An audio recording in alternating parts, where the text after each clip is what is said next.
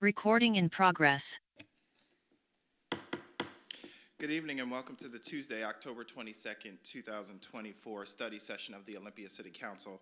For the record, we have a quorum with, I believe, Councilmember Gilman will be joining us remotely this evening. Is Councilmember Gilman on? Okay, so he'll be joining us momentarily. Our first item on our agenda this evening is item 2A, which is a discussion of a public engagement process to consider how to address minimum wage, fair scheduling, and workplace safety. So just to kick us off and get us started with this agenda item, I'd like to turn it over to our Chair of Finance, Councilmember Parsley. Thank you, Mayor. As with the mayor's announcement a couple weeks ago, I thought it would be appropriate for me as chair to make a statement. As the chair, I wrote this because I wanted it to be clear, so bear with me as I read it. As the chair of Finance Committee, I want to extend an apology to our community for any fear or anxiety created by the committee's conversation about minimum wage and the Workers' Bill of Rights. I also want to assure both the community and the council that city staff, including the city manager and the assistant city manager, only acted on the instruction of the committee and are not responsible for any of the confusion or fear. We were compelled to have this conversation in Finance Committee because of our work on Oly Strong and the requests from struggling workers in our community. So in September, the Finance Committee discussed topics that have actually been on our approved work plan for several years, including this year. These topics are again supported by our Oly Strong plan, a plan that the council recently approved. All the issues in the Workers' Bill of Rights are intersectional to our homelessness, housing, and economic resiliency. These issues include housing security, food sovereignty, living wages, and affordable child care. Again, all issues highlighted in our Oly Strong plan and are tied to our economic stability. In September, Finance Committee started with a scoping conversation about the Worker Bill of Rights and minimum wage. The discussion included a review of the MIT scale of livability and University of Washington's self-sufficiency standard. Both of these suggest a minimum wage for Olympia somewhere between $17 to $24 an hour. At that time, we did not discuss a specific amount that might be considered for Olympia should we seek to increase a minimum wage. The committee decided that separating minimum wage process from the rest of the Worker Bill of Rights was one of the actions. During this meeting, we also discussed a possible timeline for both the minimum wage and the Worker Bill of Rights. We then requested that staff work up these two processes, and the committee requested the study session tonight for the council to discuss these two possible processes: an escalated plan for outreach and community input on minimum wage, and a longer process for the rest of the Worker Bill of Rights. During the weeks immediately after the September meeting, we all realized that the minimum wage process required much more time and much more discussion, that a short process originally discussed did not reflect how Olympia does good policy. Yes, part of that realization was due to the concerns expressed by our small business community. The Finance Committee then called a special meeting on October 17 with the intent to readjust the whole process and clarify the conversation we had in September. During this meeting, it was discussed that a process for the entire Workers' Bill of Rights, including minimum wage, should have a thoughtful community conversation designed to discuss and develop a plan on how to improve workers' survival in our community while preserving small businesses.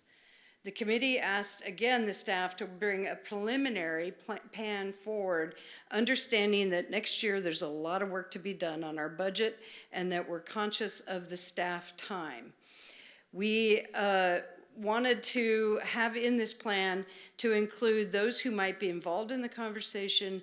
What does sustainable minimum wage for Olympia look like? Can we address the elements of the Worker Bill of Rights? How do we improve the lives of Olympia workers?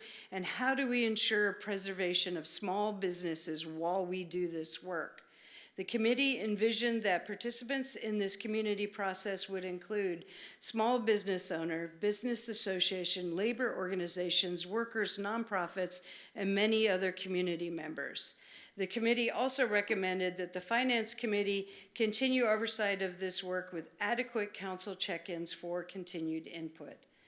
The Finance Committee is excited to bring forward to Council this discussion about what a possible process looks like to facilitate a community conversation intended to develop a plan.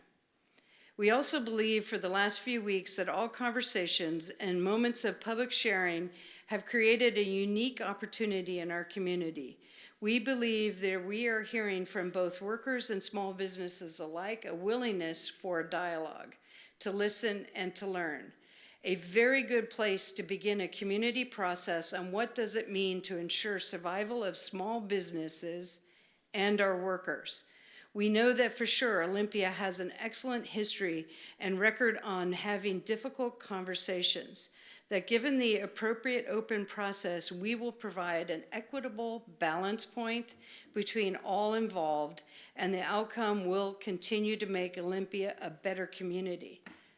Again, as Chair of Finance, I sincerely apologize for any fear or harm this conversation caused our community, that the responsibility for any turmoil belongs with the committee, not the city staff.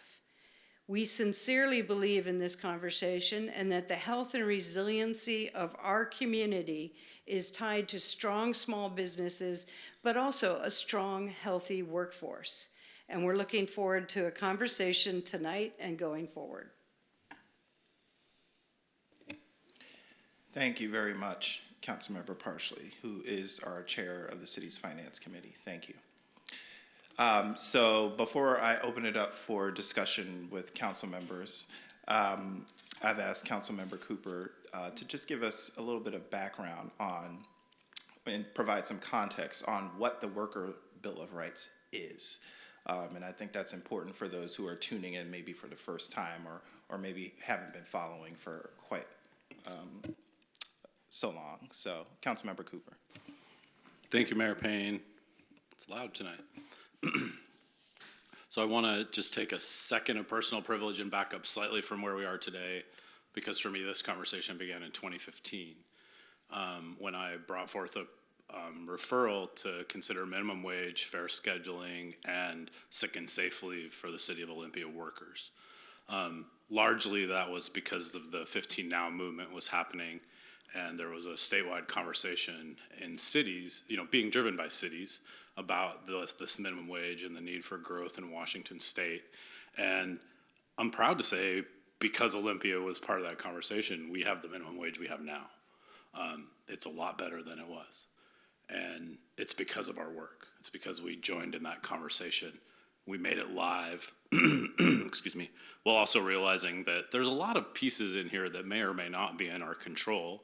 And we are a small city, and we don't like to be the first one in line at the Supreme Court, generally, right?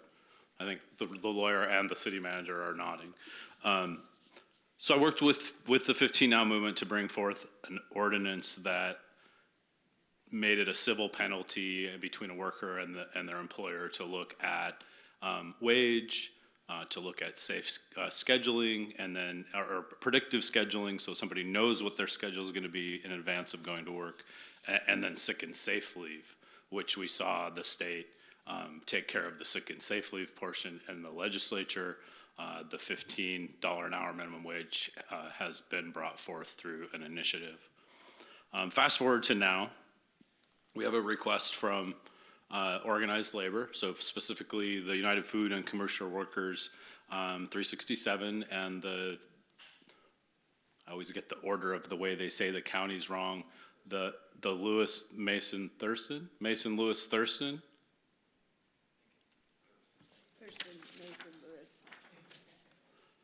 Thurston Lewis Mason Central Labor Council, because Rochelle Martin has a signature on this letter in front of me, so I'm really glad that I didn't just look. I should have just looked. So anyway, these two organizations literally represent thousands of workers in our community, and that's no small factor. And so I think it was very important for us to listen when we received this request. And it was also timely because the Finance Committee had already been talking about in the work plan where we could fit it into the schedule this year. It was on our to be scheduled list. And when this request came, it made sense to make the conversation live and see what it made sense to do. And so the request for the Workers' Bill of Rights, as it came to us, and I want to address that I'm not putting any, from this point forward in my comments, I won't be putting any opinion or other facts just from the request. But I should conclude my previous comment with the only thing that's different from 2015 to now is our workers are worse off, and our small businesses are having a harder time. And so I think it's really important that that conversation carry that mantra. So the Workers' Bill of Rights, it asks for us to implement a Seattle or King County minimum wage in the city of Olympia, which is listed here as 2029, and to consider that before hiring additional workers, employers must offer the existing employees more hours before they go out and hire. That they should have stable and predictable schedules, that there's good faith estimates of hours of time at time of hiring, including anticipated shifts, that you receive 15 days notice for a schedule, that there will be predictability in that schedule, so if you don't end up getting those hours, there would be some compensation, and that goes on to get into the details. They also are asking for something, and this is not something that was on the radar in 2015, and I think has largely come about since COVID, though I don't want to add opinion, I said I wouldn't, but is safe workplaces. And so they're asking for employers to identify factors that put workers at risk of violence and outline methods to prevent violence. And so they talk about active shooter scenarios and kind of go into looking for solutions that we've seen play out in workplaces and schools across the country with guns and other violence. Then they're also asking for protection against unjust terminations and having universal just cause protections against termination. And then they're asking for enforcement that makes a burden of proof on employers, and it's a civil infraction between an employer and an employee, but also asking the city to consider long-term whether it could stand up Office of Labor Standards Act to monitor and work towards broader enforcement than you might get from a civil a penalty. So I think I've responded to the mayor's request without putting too much of my own opinion into it. So. Thank you very much. I appreciate that. So just before we get started in the conversation, I'd like to just frame it with, really this is an opportunity for those of us who are not seated on the Finance Committee to share our thoughts as well on where we stand on this issue, but also in terms of maybe getting to some next steps of what that might look like for us here at the city. So at this point, we open up the discussion. Any comments from the council? I can start. Councilmember Vanderpool. So, to me, I have a lot of time to think about this, and I feel that going forward, whatever we do, that we need to be very deliberate, that we need to have this policy written out with the involvement of the small business community and of labor, because if we don't do policy deliberately, if we don't do things in a way that ensures that the policy does what its intentions are, we're not going to create good policy. And so to me, I believe going forward, wherever this discussion leads, we need to ensure that it meets those needs. That's the thing I keep repeating to myself on this, because small businesses are not, in our community, don't have the margins that large companies do.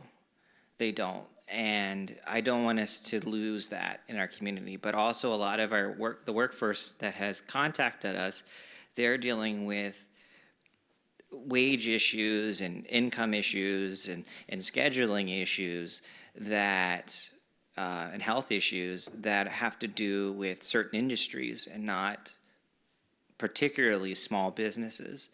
And so when we go forward from here, as we try to work on our schedule, as we work on policy, we need to have, to me, a clear schedule, but also a clear understanding what the community's needs are.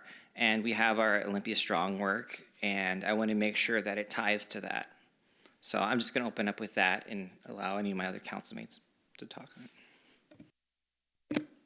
Thank you. Councilmember Madrone. Yeah, I'll admit that as this has come forward, I've felt a bit frustrated, and I'm glad to hear some of the things that have been said this evening, kind of acknowledging, where things might have gone a little sideways. Everything that comes from our committees is a recommendation to the rest of council, and the initial proposal. With the very shortened timeline, didn't, I don't know. I think that as a council, we need to work a little bit more on our processes to make sure that we're all able to have a say in what our work plan is for the rest of the year. So I just want to start with that. And I also, I struggle with the connections to the Olympia Strong plan. There is a lot of really hard work put into that plan from city staff, from many members of our community, many stakeholders, and these are not items that are recognized as strategies within that plan. So I think we need to be transparent about that, because I know that there are some folks who were really involved in Olympia Strong, who are part of our community, who are saying, wait, hold on, why didn't I see this in the plan? Why is this coming forward now? And I'm afraid of us making this such a big priority that all of the things that we just voted to approve in Olympia Strong hit the back burner because all of our capacity gets sucked into working on this process.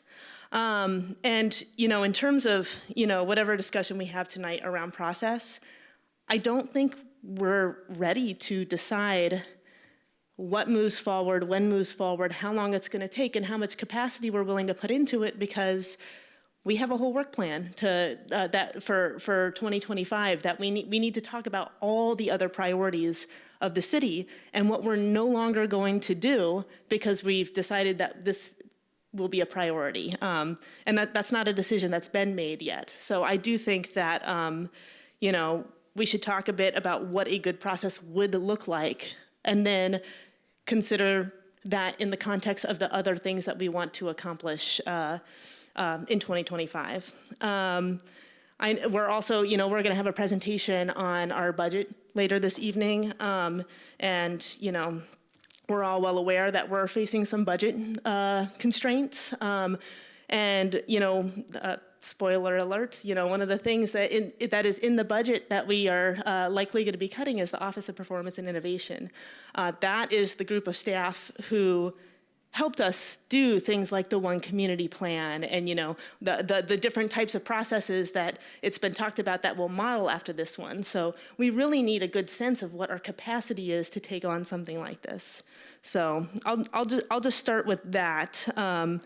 I just want to make sure that we're all working together and balancing the many things that we want to do with our limited capacity to do it, and also making sure that as we're talking about the plans that we have as a city, that they're properly being represented.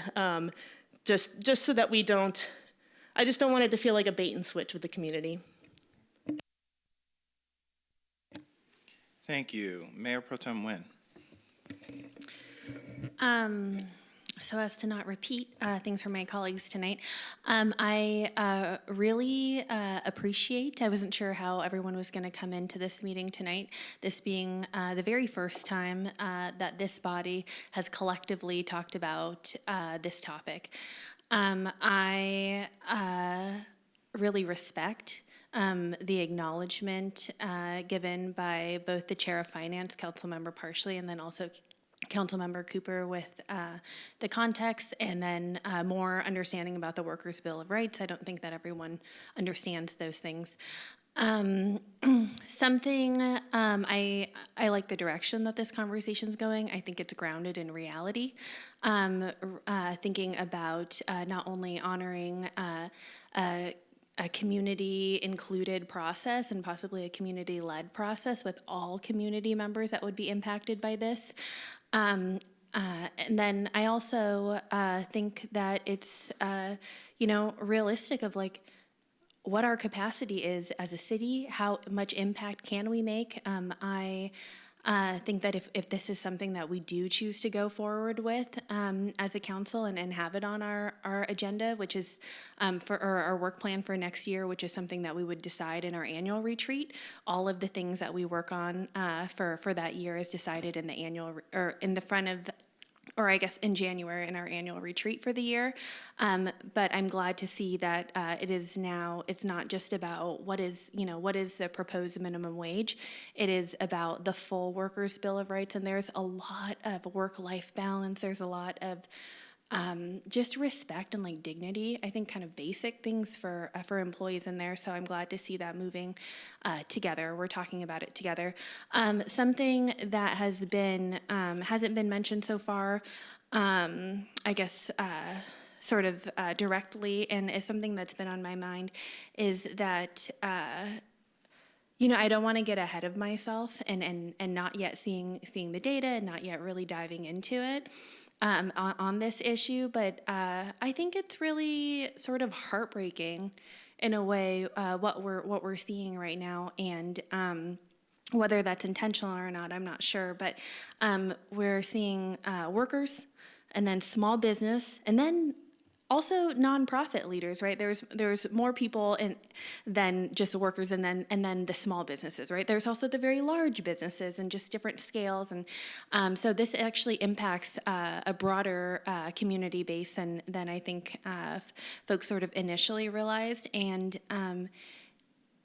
we've gotten so much public comment in person, via email, phone calls, intercept, I would also say. So I think all of us have been out at meetings or at the grocery store, and people have stopped us, when we're doing things, and really kind of giving their plea as to why this is something we definitely should do or why this is something we definitely should not do. And so there's sort of like this workers versus everyone else thing, and who is our sort of allegiance to, where really truly it's to everyone, right? To everyone in the community, and it's a tough balance. I sort of and to me, it's like, what is the, it's not, one group versus the other group. It's how do we collectively rise all boats, right? As cheesy, but also as true as that is. And for me, again, I don't want to get ahead of myself, although, making a wage change is that it's, it seems sort of, is that a long-term solution? I wonder about that. I wonder about groups of people that are everyday people in our community, trying to figure out how they can be more, I don't even want to say successful, but like be able to thrive in the community. How can they live and thrive and really like live, work, play? We always say that, right? Live, work, play. And to me, it's like, why are we not going all in on tax reform? Why are we not, this might sound pie in the sky for folks, but it's like, what are these long-term solutions? And I think a lot about that, and I don't think that it's impossible. And I just, it's really heartbreaking to see everyday people in the community almost like fighting with each other, right? For honestly, peanuts to some, like, and I hate to sound, condescending in any way, but it's just like, we're all in community together. We all have different privileges. We have different, finances. But ultimately, we're already working in a system that is not setting us up for success. So,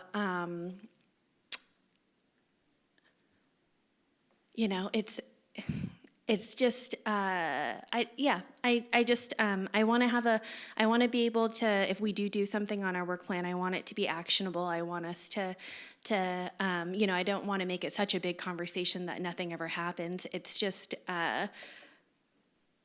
the system in which we're working is already inequitable. And then we have people that are, again, everyday people, almost like fighting with each other.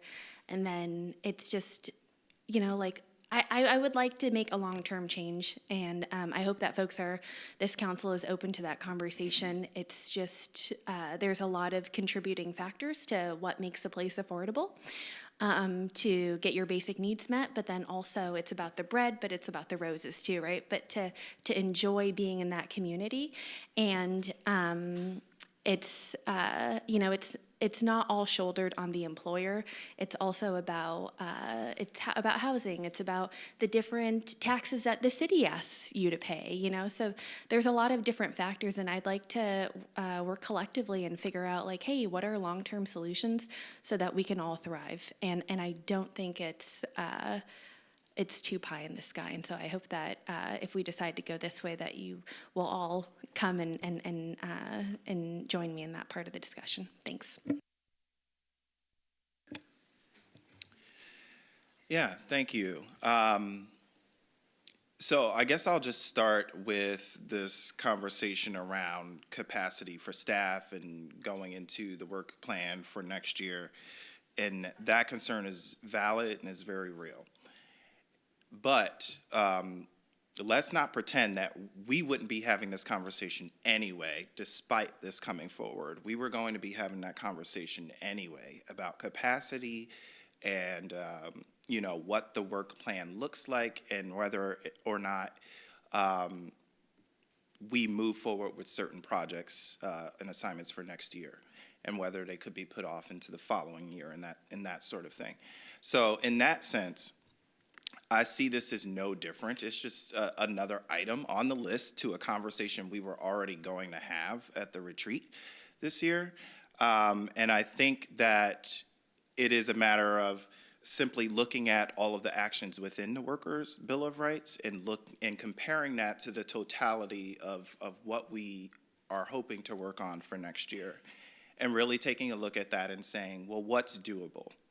And I think that's an important conversation to have. And the reason I think we should start there is because of the fact that we have had community members, business owners, we've had nonprofit organizations, workers, union representatives come into the chambers and ask us to act.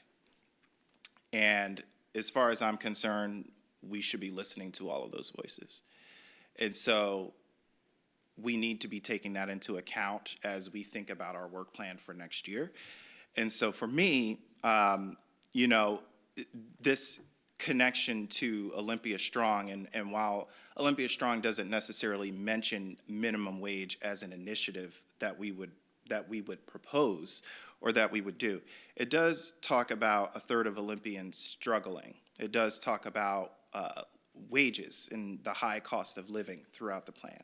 And so this is one of those, and you could say that the list of initiatives under each of the 4 categories within Olympia Strong is not an exhaustive list.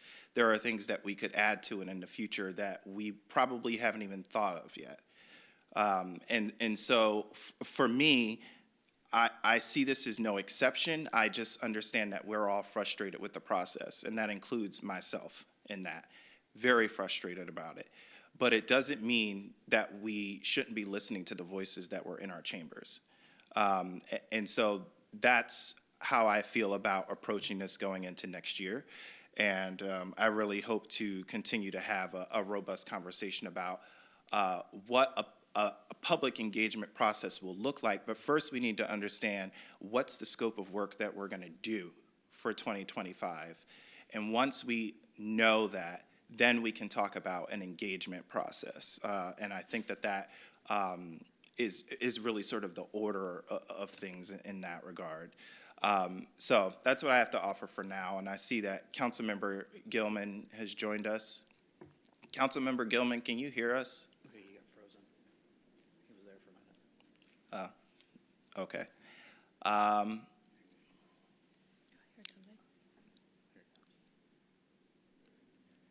Councilmember Gilman, can you hear us?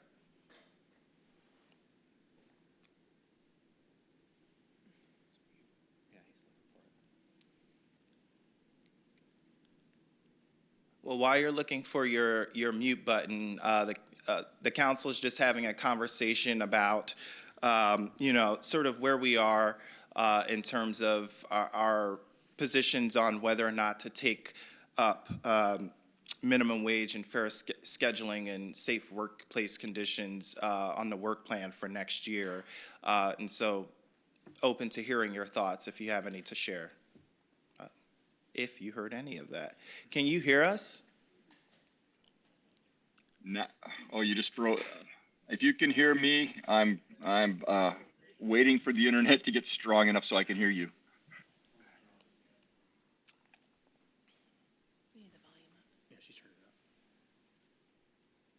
I'm sorry, Councilmember Gilman, I couldn't hear you. Could you state that again?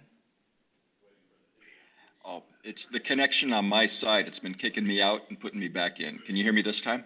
I can. So I just wanted to let you know that we were in the middle of having discussions about our personal thoughts each on this agenda item on minimum wage and fair scheduling and safe workplace conditions. And each of us were sort of sharing our thoughts about what this looks like for the work plan going into next year. And so welcome to hearing your thoughts. Good. Well, as I heard you state just a couple moments ago, I'm eager for us to create a more robust and inclusive process across the beginning of 2025. I'm very much in support of and interested in exploring ways that we might do both work rules, predictive scheduling sorts of rules, as well as considering an increase in the minimum wage to help fulfill the objectives of our Olympia Strong plan.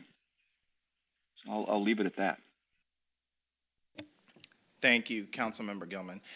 So yeah, I just I ask us all to sort of sit, with that thought in terms of what I said about the work plan and the workload going into 2025.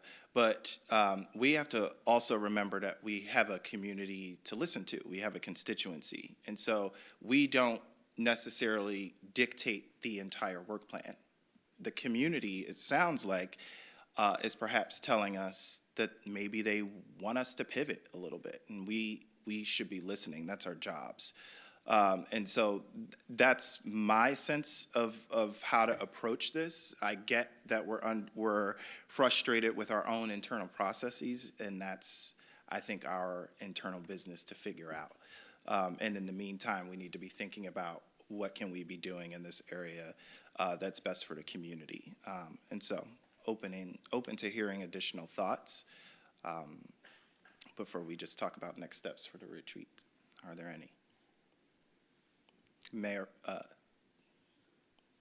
Pro Tem Nguyen, followed by Councilmember Cooper. Yeah, thanks, Mayor. I share what I think is a share. I share your and other council members that I've heard of in this meeting and outside of it, concerned with wanting to make sure that people can be economically sound and dare I say even prosperous in this community. As far as whether or not to work on it, for me, if it's all right, I'd like to hold that for the annual retreat. I'd like to see this item with all of the other items that we feel very passionately about, and also the ongoing work, and realizing that there is our budget's going to look a little different, staffing is going to look a little different. So I hear you. I do think that we build the items on our work plan off of what we're hearing from constituents, whether that's at public comment or just out in the community. And so we bring our own passions and we bring own kind of intels from the community to form what we would like on our work plan. And so for me, I really appreciate that space and that time to literally retreat together and discuss it. So I'm going to hold until then.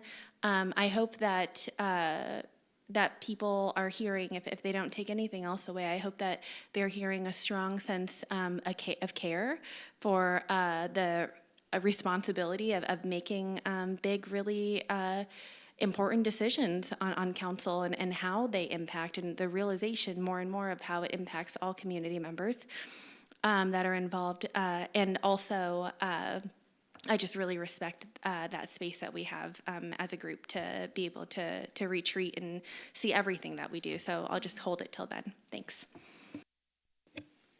Thank you. Councilmember Cooper, followed by Councilmember Parsley. Thank you, Mayor. I guess I'll echo a little bit of people's frustration because I thought I was coming here to talk about a process to get to an outcome, not just talk about our frustrations. It's a little bit unfortunate, but I understand how we get there because we've had unprecedented engagement in the last couple of weeks and months about this topic. In my 13 years on the city council, there's one thing that I think we are really good at, regardless of who's sitting at that table, this table, and that's pivoting when the public asks us to. And in fact, we did a pretty significant pivot this winter around tenant protections because of initiatives that had passed in other cities. Similarly, we did a pivot to create the Metropolitan Parks District when thousands of people came and asked us to buy the LBA Woods. All things that were written lightly in work plan, a little bit of work had been done, but when it was time to pull them off the shelf and put them in prime time, they became live, just like the committee attempted to do with minimum wage. And so my frustration is actually about the desire for the work that the committee is asking for to happen sooner. This conversation started in our committee live on September 16th, and the only thing that came out of it was an engagement plan for 90 days around minimum wage and separating a conversation about all of the worker Bill of Rights. The separation was actually my idea, and I'm happy now because we put them back together because I wasn't really sure about that separation, but the separation of the wage from the rest of the Bill of the Rights, and I think going forward it's important for us to acknowledge that the requesters see them as all the same thing, but that the separation was because there's a really good set of academic research around minimum wage. The outcomes are clear, and there's plenty of examples of communities to compare ourselves to me. So to me, that felt like a more simple public policy conversation that the committee thought at the time, 90 days made sense. Obviously, we were wrong because we got unprecedented engagement. We also realized as a committee that there's a lot more legal work that has to go into the rest of this. Like where does the city's power lie? Frankly, a lot of this, as the leaders in labor and many people in the legislatures, this conversation should be statewide.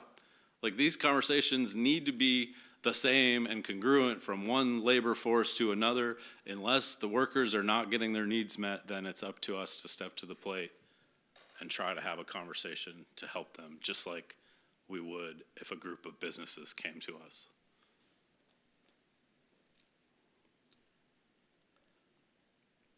So Olympia Strong for me has always been about minimum wage. We have 10,000 households in our community that are struggling to get by every single day. And last night, some awesome work, and I'm gonna just cite it at a high level because I don't know if we're gonna get the slide tonight from Jesse, but the Utility Advisory Committee asked for impact on wage and work. How much time do you have to work to pay the utility bill in Olympia? And Jesse Barnum found that the minimum wage in the Olympia workforce isn't there until the 20th percentile of income. 20% of our workers aren't even, or income earners, because they might not be working the traditional ways, or they're under the table, are under that minimum wage. So Olympia Strong was actually because I said, let's talk about minimum wage again, again, and again, and again. 2018, we decided we were going to do an Olympia Strong process because that was the way to get there. Well, we got an Olympia Strong proposal that was awesome. It went out and it beat the streets and it heard from the community about their struggles and what they were needing. Similarly, I just talked to a local nonprofit in town who's been asking people similar questions, because it's important to know, just like our businesses, to know where people are coming from and what they're struggling with every single day. You know, food in our town costs as much as rent and childcare. And so I feel like the Olympia Strong was a little bit to placate Cooper. It doesn't have any systemic change in it. It has a great list of wraparound supports for individuals and workforce development.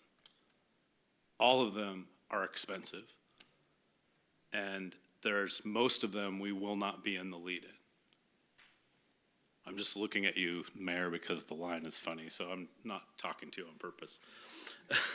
It's just, I wish this was curved.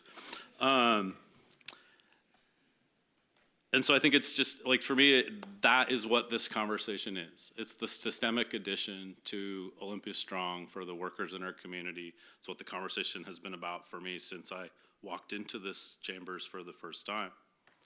Now, there was a great editorial in the newspaper from a few of our nonprofit leaders. And it's interesting because I work for one of those nonprofits in my day job, and I love the fact that we're starting to agree on the data. Like, we're starting to agree on how big the problem is. And that right there is a win. A third, or 43% of our community can't pay their bills. We should be talking about that every day. Like we're talking about 54% renters almost every day. So on the price side of that equation is what the editorial was about, and it was great. It talked about looking at, I think the Mayor Pro Tem mentioned this, looking at the tax equation, looking at house prices, childcare prices, food prices. You know, that's great. If somebody can write me a memo that shows me 1 or even 5 things that we could do within our power in those spaces that would be systemic, I would love to try them. I got into a debate with one of the authors of that letter right before one of our meetings recently. It was very short. And they said, well, why don't you just do universal basic income or guaranteed income or direct cash assistance for people? And I said, that would be great. In fact, if a coalition of people comes to the city council and brings that, I have a feeling that this conversation would go away, and we would talk about guaranteed income for workers while also talking about some of the rights pieces that are inherent. The wage conversation, I mean, would go away. But if we want to do, I would love to be able to do this. We can't balance our budget.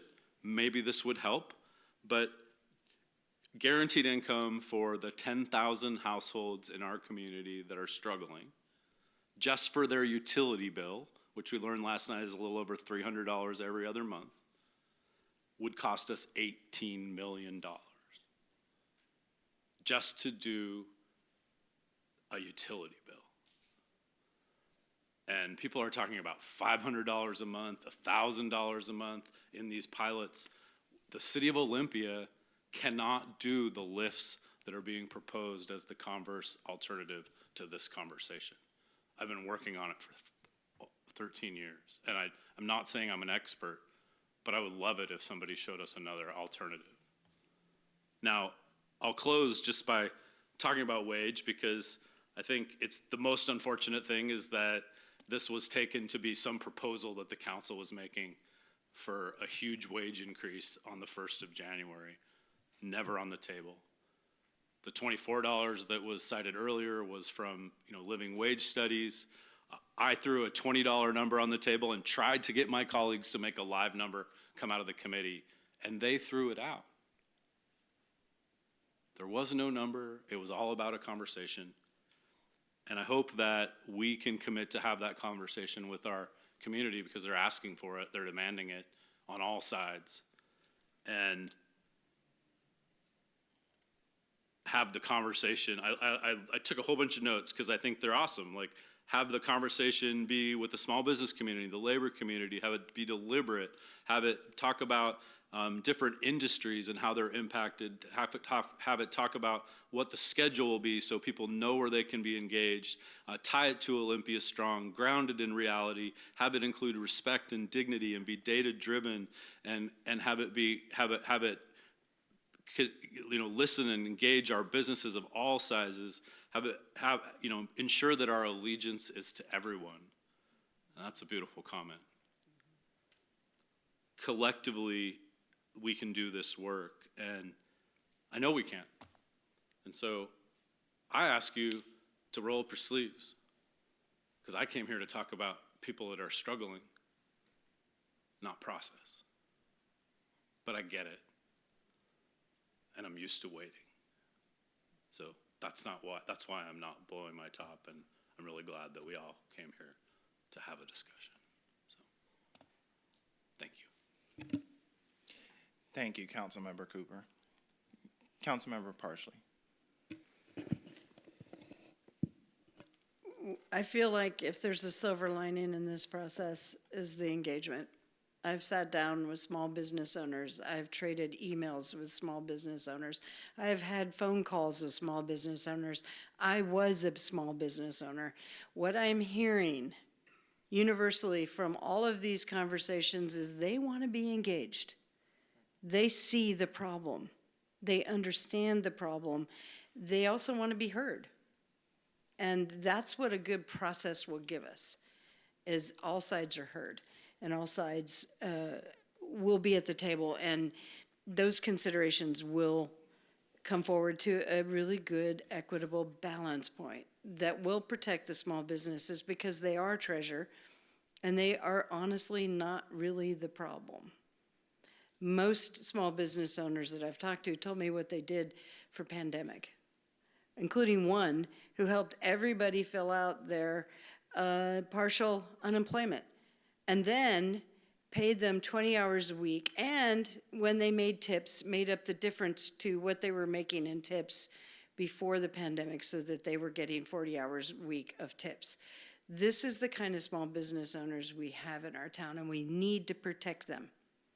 At the same time, we have a lot of big box stores, and we seem to be hearing that we don't. Well, think about it. We've got a lot of pharmacies in town, a lot of fast food, a lot of chain restaurants, three major hospital organizations. We have grocery stores.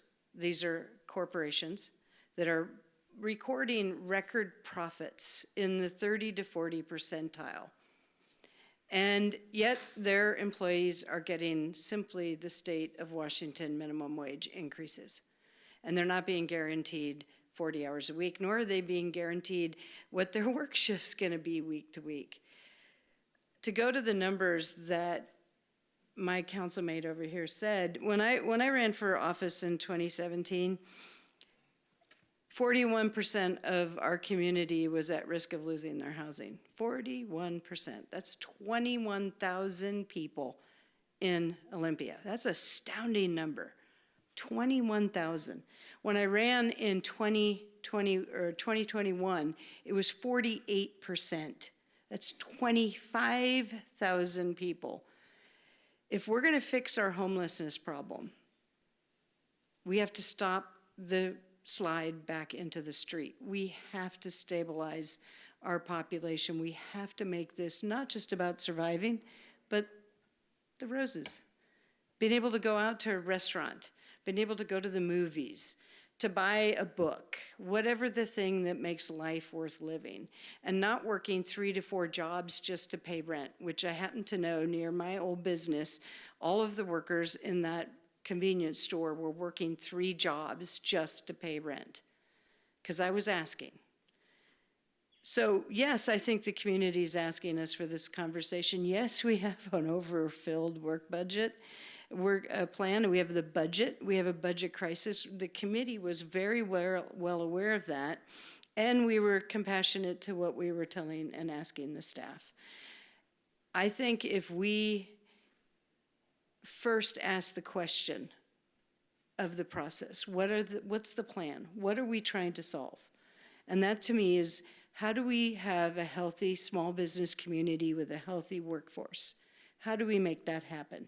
And yes, Ole Strong does talk about that, because it talks about housing security, food security, affordable childcare, living wages.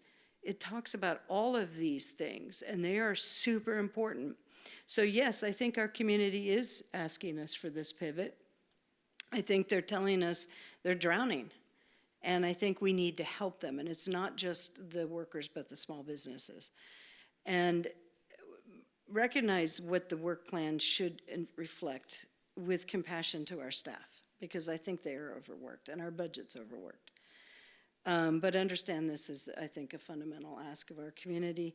And I think if we can at least start that conversation, the community's here. That's the silver lining. The community's here. They want to have it. They want to engage, and they want to listen to the opposite side. So we are, to parrot our Mayor Pro Tem, we're in community together. And that's what I'll end with. Thank you. Any additional comments? Okay, so to wrap things up, I think we need to come to some sort of consensus tonight about what going forward looks like. So I hear all of the different concerns. It sounds like, you know, some of us are you know, really thinking about capacity, you know, in terms of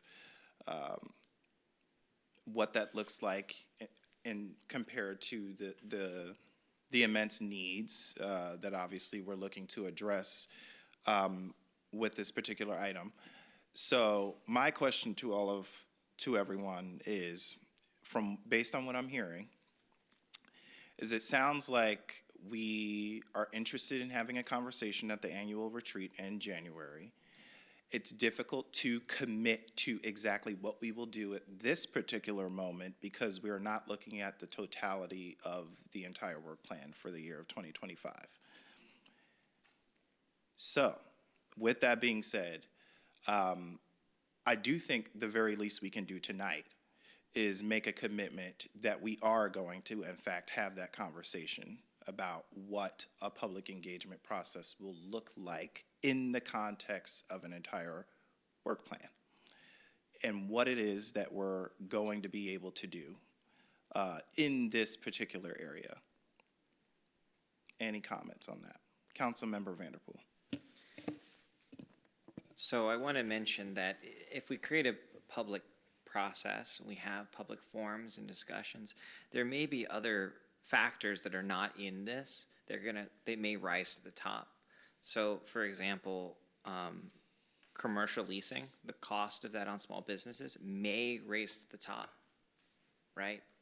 The predictive scheduling may be higher up than minimum wage.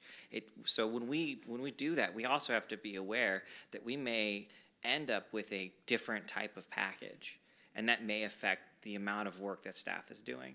And so I really want to mention that, because whatever good policy we create, we need to be ensure that it involves both parties, including nonprofits.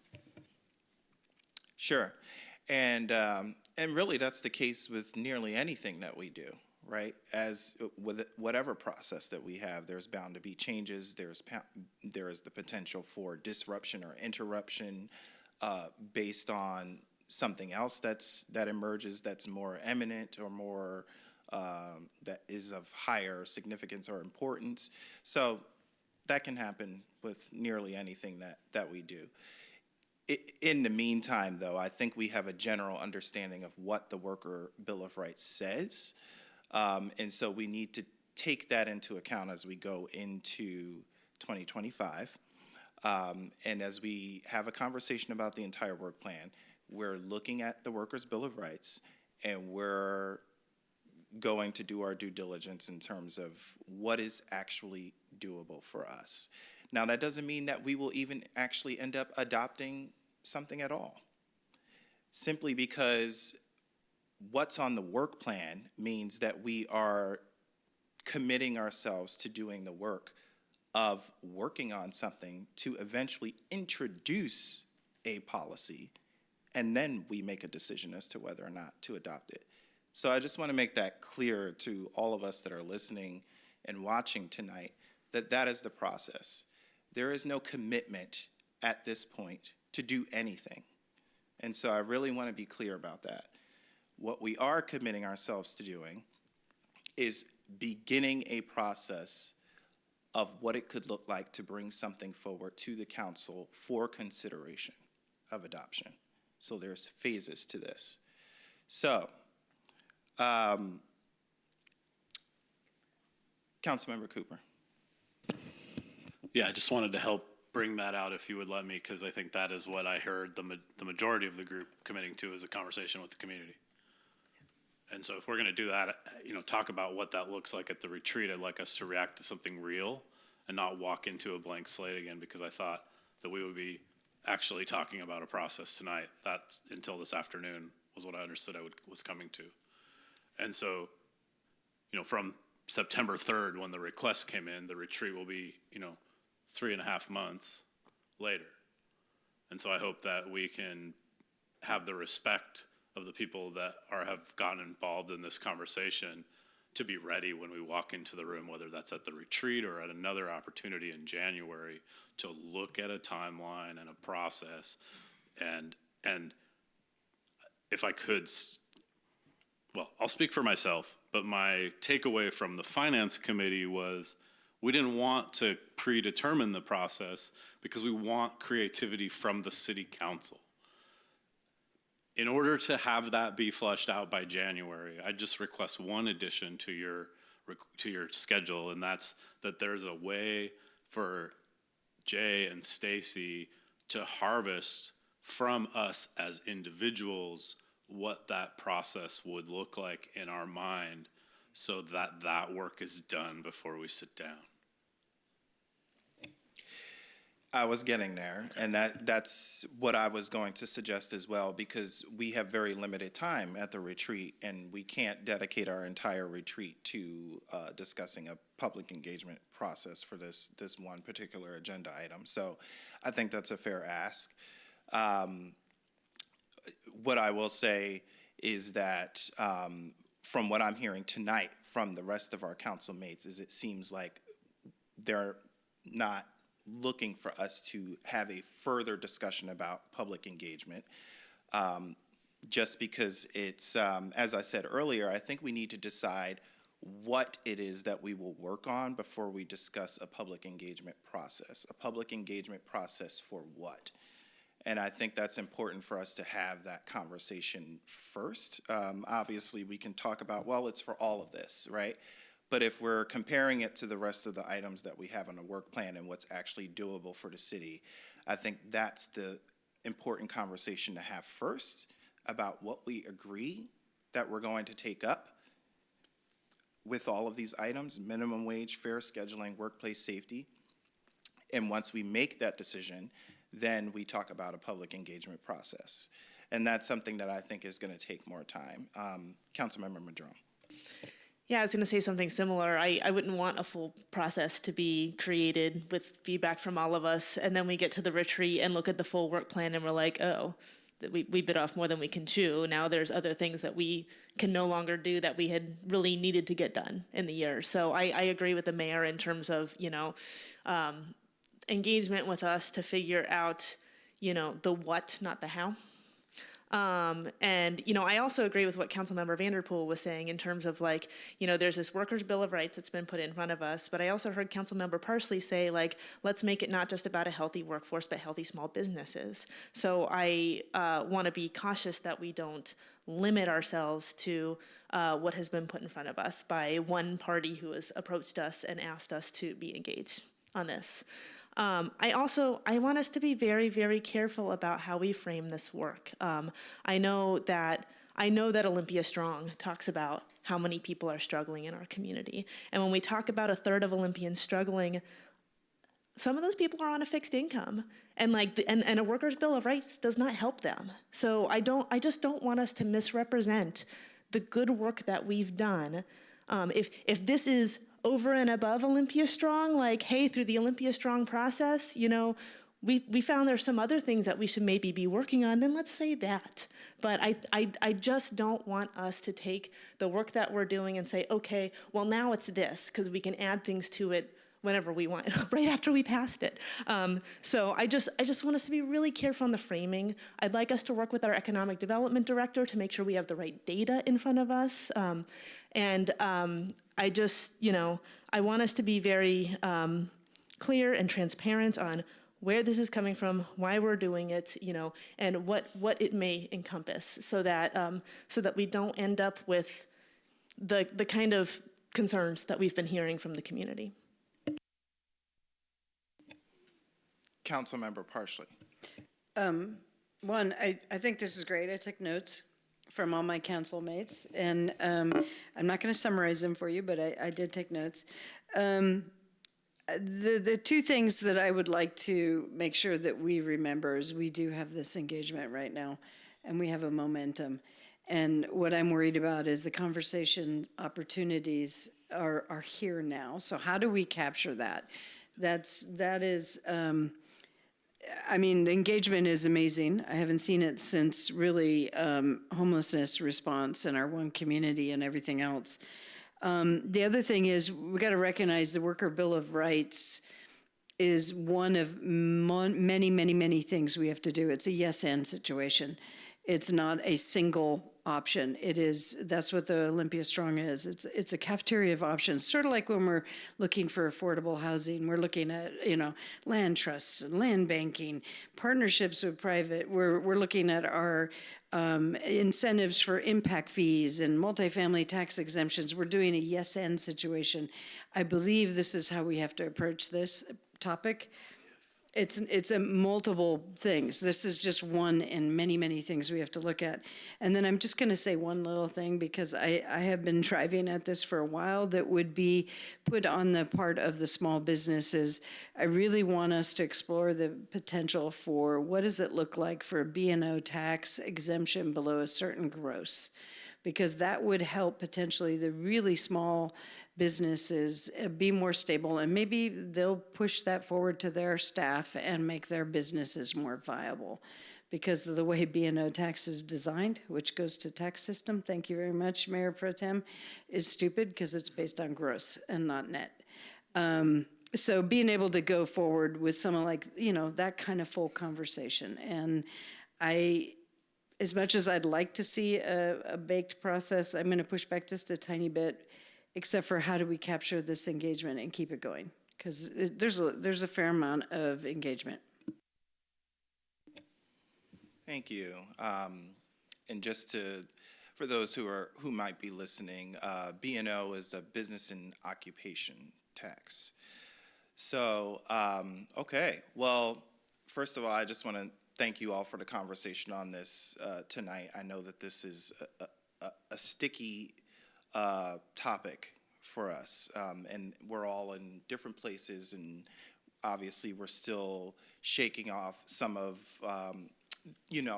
what we have understood, how this was brought forward and introduced in our internal processes, and we're moving beyond that now to a place of what we're going to do going forward. And so what I'm hearing is that we're to continue this conversation at the retreat after we have consulted the city manager and the assistant city manager with some thoughts on where we want to go with this, in specifically what a public engagement process could look like, so that going into the retreat, we could have a thorough conversation about comparing what we will do to the rest of the work plan if we come to some sort of agreement that we will take action on a particular thing. And then once we have decided what that scope of work will be, we can further flesh out what that public engagement process will be. So, are we all in alignment and understanding of where we will go from here. Okay. Councilmember Cooper. Thank you, Mayor Payne. I just want to readdress one thing, because I think you're saying if, and I'm hearing a majority of the city council say we will have this conversation with the community. So I'd like to just do a little reframe and ask the staff to come back and tell us how we can fit it into our work plan and what the impacts will be. If I could reframe your request just that way, it would make me happy. Sure. I guess what I'm saying, when I say if, what I'm referring to is more so that we're not necessarily saying we're doing a particular thing in this particular moment. So I'm speaking very generically on purpose. So I apologize if that sounds like we're not going to do anything, but what I really mean is that we are not committing ourselves to any particular actions tonight. That's reasonable to me, as long as we Okay. all acknowledge that we hear the majority of the city council saying Okay. this should be a conversation with the community. Yes. And adding things to it, that Yes. there's no question that we will figure out a way to fit it in. Yes. Thank you. I got you. All right. All right, so that concludes our business on item 2A. So we will move forward to our next agenda item, item 2B, which is a briefing on Olympia 2045, which is our comprehensive plan periodic update. And here to present this evening is Joyce Phillips, who is the principal planner for community planning and development.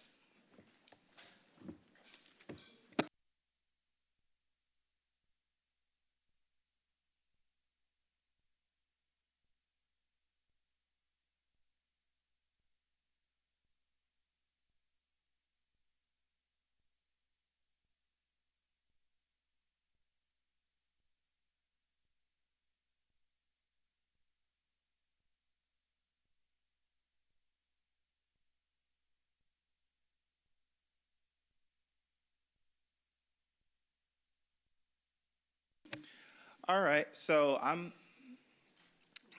hearing a request for a recess at this time. So we will go ahead and recess for 5 minutes. It is now 6:36.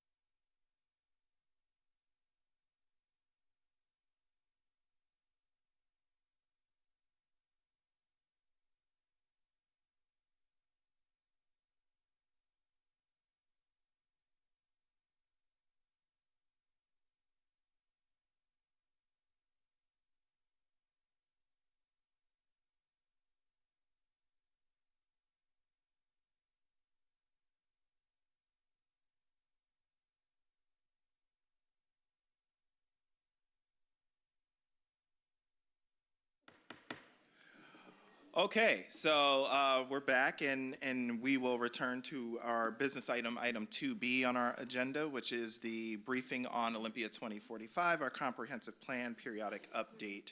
And here presenting this evening is Joyce Phillips, our principal planner in our Community Planning and Development Department. Hi, Joyce. Well, thank you for having me here this evening.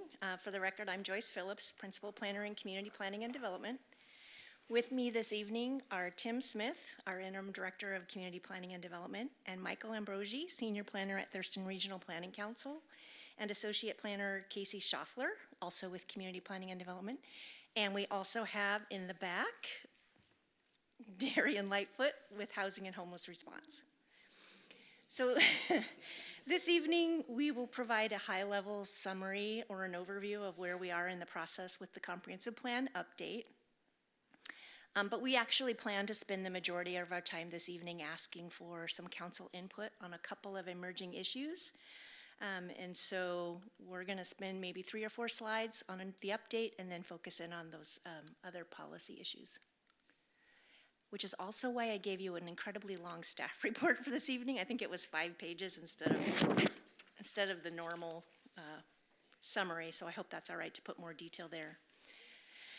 So we've been hard at work since we had the public kickoff on the plan update, which took place back in May of 2023. Each chapter is under review, although they are all at various stages, given their staggered starting times and the varied degrees of public engagement needed for the various chapters. We've conducted surveys for some chapters. We have completed the scoping process where we asked the community to tell us what they thought would be the environmental impacts associated with various land use proposals for the upcoming housing and population growth. Each of the chapters is being reviewed by the city's advisory committees, including all of them going to the Planning Commission and the Social Justice and Equity Commission, either already or in process. The Planning Commission is also holding public hearings on each chapter as they come forward through the process. We did hold an open house at the end of July, which several of you attended, so thank you for that.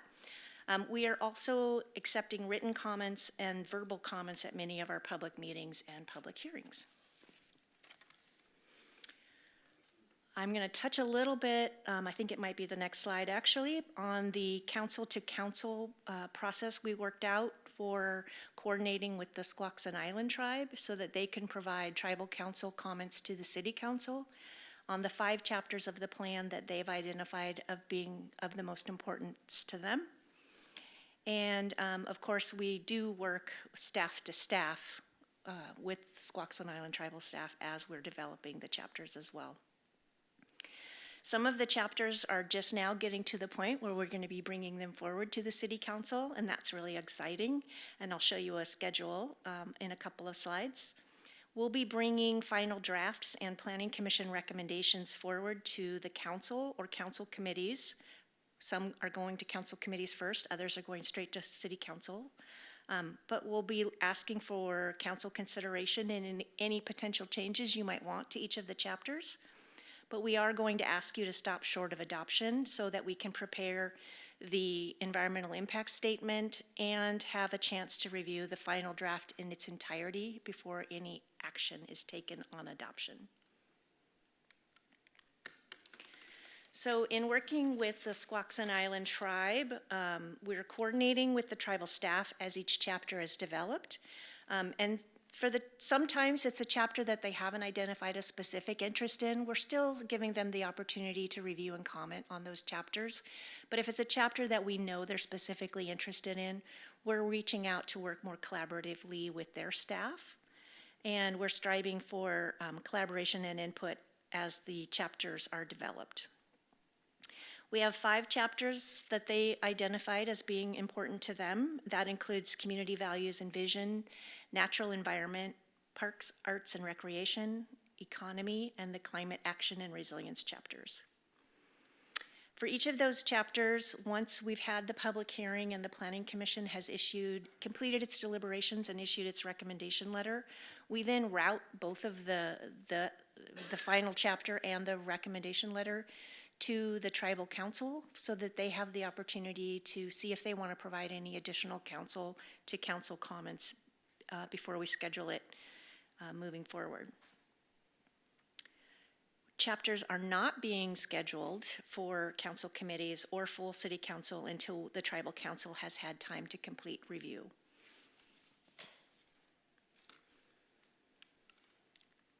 I know this is a really busy slide with a lot of dates and columns and such in it, but I was so excited when I put this chapter together a couple weeks ago. It was kind of getting hard even for the people working on it to figure out which chapter was where in the process. And so once I started doing this and started seeing all of those dark green boxes fill in with steps that had been completed, it was just so reaffirming and so reassuring to see that we really are making progress on each of these chapters. And things that are in dark green have been completed. Things that are in that paler green, which might be a little bit hard to see, are scheduled or partially complete. And then things that are white boxes have not been completed yet. And the boxes that are grayed out are chapters that the Squaxin Island tribe did not specifically ask to see for council-to-council opportunity to review. So it's very exciting to see that this progress is being made. I updated it just this week. We have tomorrow night, the first chapter, the public safety chapter, is going to the CLIPS committee. And then we have 2 chapters coming to city council in November. And that would be the Parks, Arts, and Recreation chapter and the Economy chapter. And so that is very exciting. And then we will soon be scheduling the Natural Environment chapter and the Utility chapters as well.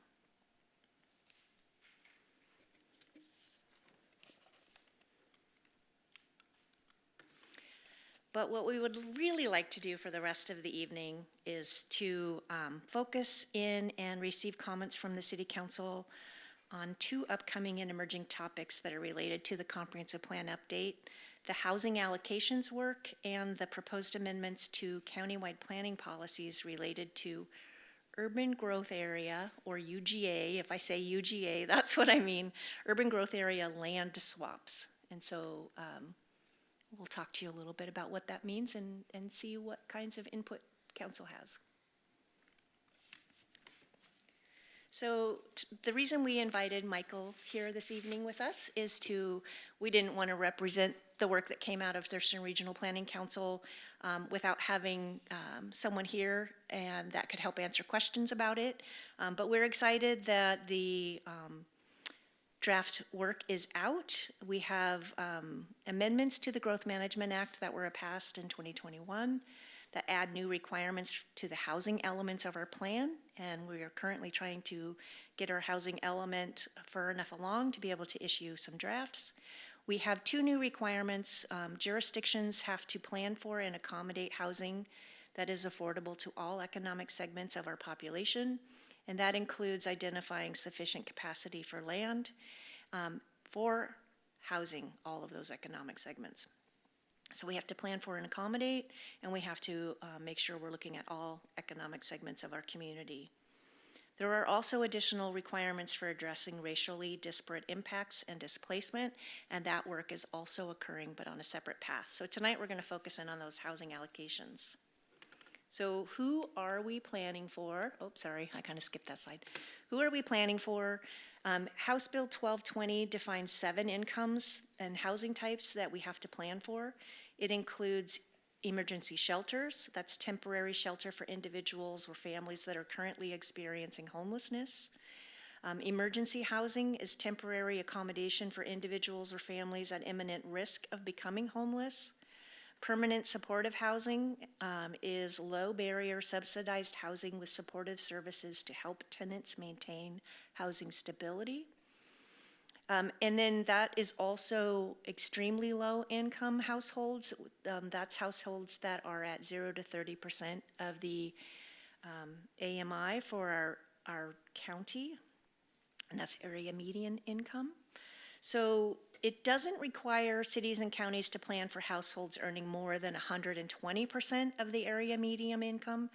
And we have broken down the categories, so we have extremely low income, very low income, and moderate income at 80 to 100% of AMI, and moderate income at 100 to 120% of AMI. And so hopefully that provides a picture, paints a picture of what types of housing units we're looking at and which categories we're working on. We have some information around countywide housing supply. We have 121,438 homes that were available in 2020. And this is countywide information. And we have the numbers to showcase what we're looking for. We are looking for affordable housing units for different income groups, and how many units we're looking for in each of those income groups. 40% of the housing units currently available in Thurston County are affordable to low-income households, and that's people making 80% AMI or less, is what some of the data shows. For countywide housing need, TRPC projected that the county will add 54,356 housing units between 2020 and 2045 to meet our growing population. The Washington State Department of Commerce provided us with estimates of housing need by income group. But the need is especially acute for the lowest income households, which I don't think is surprising for anyone. We need a 70% increase in housing for very low income households, a 3-fold increase in housing for extremely low income households, and a 20-fold increase in permanent supportive housing.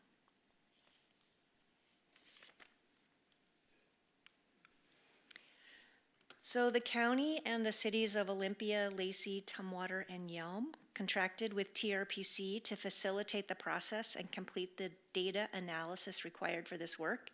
If any of you know Michael, you know that's his forte. He is so good with the data stuff and all of the analyses that need to go with that. So there was a 2-step process. One was identifying the housing need for each jurisdiction. How many low-income units should each jurisdiction plan for? And the second step was conducting the land capacity analysis. So is there sufficient land to accommodate that low-income housing need?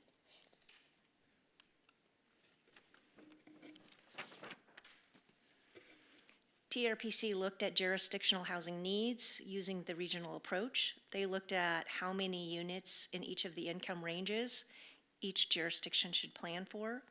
And ultimately, that should sum up to total the amount that's needed across our county. I think all that makes sense. For the low-income housing supply, just looking at the city of Olympia, we have 15,247 housing units in the low-income range. And again, that's for households at 0 to 80% of the AMI. And when you look at what is needed, for the city of Olympia, by 2045, we'll need an additional 7,616 housing units in that low-income range of 0 to 80% of the AMI.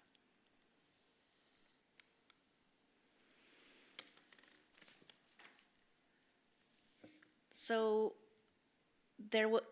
we have the buildable lands report, and it looks at whether or not there is enough land for 20 years worth of population growth. And in order to also factor in the requirements under House Bill 1220, a land capacity analysis was also conducted. And that was looking at whether or not each jurisdiction had enough land to accommodate 20 years worth of low-income housing needs. And is there adequate land for both zoning and development regulations to be factored in and still have adequate land supply for that low-income housing development. So we are one of the luckier jurisdictions within the report. Olympia has been shown to have adequate land supply and zoning capacity to meet our housing needs for the income bands over the next 20 years. The slide shows the breakdown of the housing needs across each income category. So for example, if we're looking at extremely low income, we're looking at a housing need of 1,098 units. If we're looking at very low income, we're looking at 3,312, low income 590. And then again, the breakdown between moderate income between 80 and 100% or 100 and 120% of AMI. But all told, when it comes in together, for the 0 to 80% of AMI, we do have a need for 7,616 units.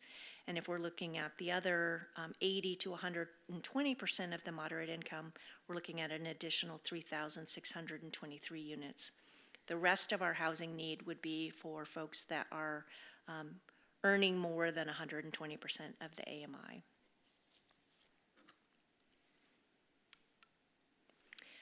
Next steps and why we wanted to bring this to council's attention now is that there will be a vote to make sure that the housing allocations are acceptable to our regional partners. And so we'd like to have some discussion and input on that from the city council. I believe Danny is Councilmember Madrone is the member who sits on that and will be taking a vote and would probably like to have a little council discussion around this particular topic.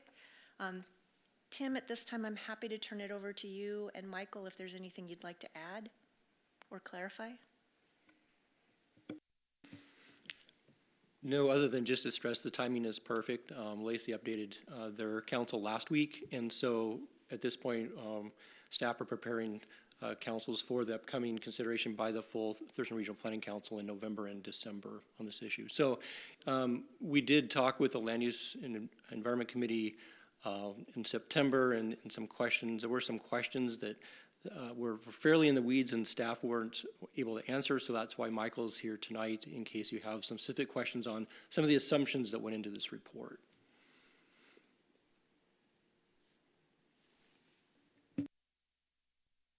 Any questions from Councilmember? I can't see Councilmember Gilman, so I just want to make sure he doesn't have any questions. And he does. Councilmember Gilman. Thank you, Mayor Payne. So a couple of questions, and since we have Michael available here, there's the report started out with Thurston County-wide numbers and then talked about dividing those up by the jurisdictions in sort of an allocation, but then later, in a later slide, it described specific numbers of units in Olympia. So what level of information do we have about housing units today? Can we like map housing units across the city within those affordability bands? The information on the number of units in each jurisdiction, how many units in each jurisdiction were affordable to those different income bands came from the Department of Commerce, and I don't think it was available at a parcel level. I think it was just for cities and for the county. So I'm not sure if we could map that at any fine detail. Sure. And then I would ask our staff if the rental registry, how might that help us to have a map? I'm just thinking about how we continue to be data informed as we create policies to promote affordability and address these deficits. How do we track progress?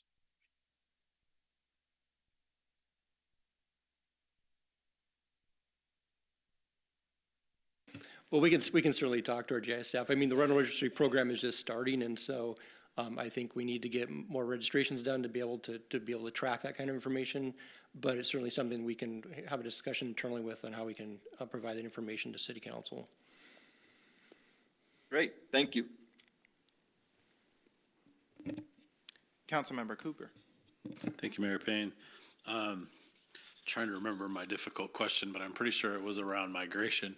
There might have been another one, and maybe Joyce can help me remember later if it doesn't come up. But the question that I asked was about how much do these needs in the future accommodate for climate refugee migration. So, in Seattle, we just learned that they added a climate risk to the Zillow portfolio for properties.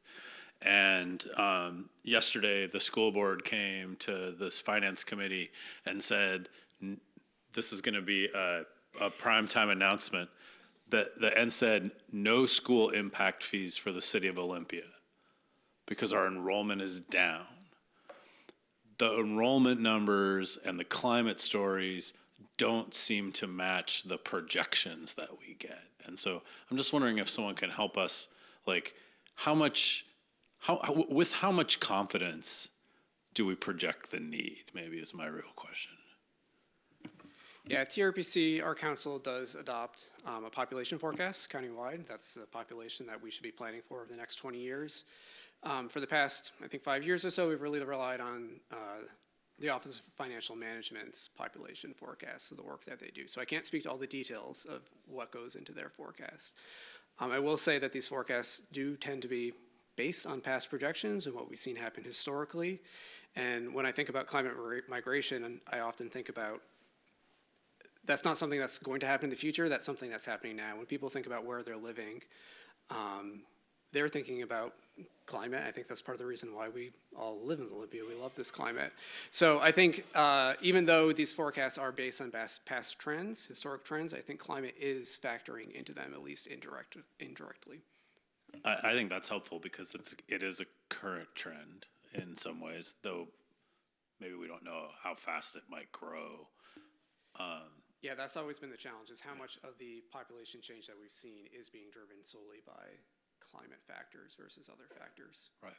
And then just sort of a subset of that, because of the school district, information and real-time data that we're getting, is there any allocation within these for family size or number of bedrooms? Is there a subset there, or is this just like 2.5 people per household average kind of thing? Yeah, our household forecast is fairly robust in that we look at the fact that our population is aging, and household sizes are changing over time. So the type of housing situation that you live in changes as you age, and then the age of our population is changing over time.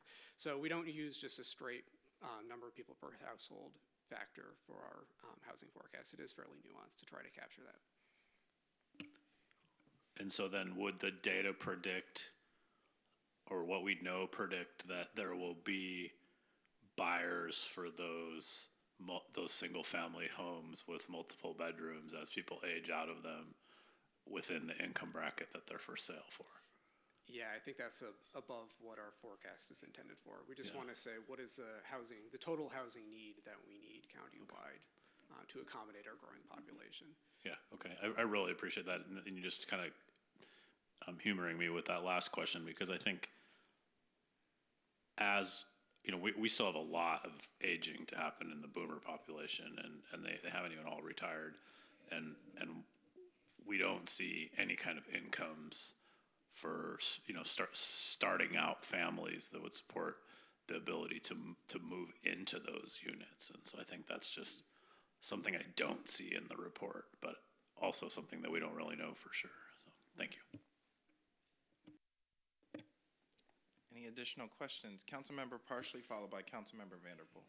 This occurred to me as we were going through, that we have adequate buildable land capacity, but it also kind of goes to the allocations. And looking at the numbers of the really extremely low and moderate, are we making an assumption that primarily this has to do with multifamily construction, to go to his point, as opposed to single-family housing? That's really the basis of this analysis. We used guidance from the Department of Commerce, and they really look at, for each of your zones, what different types of housing are allowed in those zones, and then are those types of housing units affordable to different income brackets. So it's kind of a process of elimination. If you have a zone that only allows single-family units, it's not going to be able to accommodate moderate and low-income households. And the same thing for a zone that only allows, even if it allows duplexes, it's not going to be able to accommodate permanent supportive housing and subsidized housing for the lowest incomes. So that's kind of the basis of how the analysis happens. Thank you. And then just to follow up, just so I'm clear, because I know I've heard a version of this before, but when you're talking about allocations, is it an assumption that people are going to kind of equally distribute throughout the 3 major jurisdictions within Thurston County and then the unincorporated?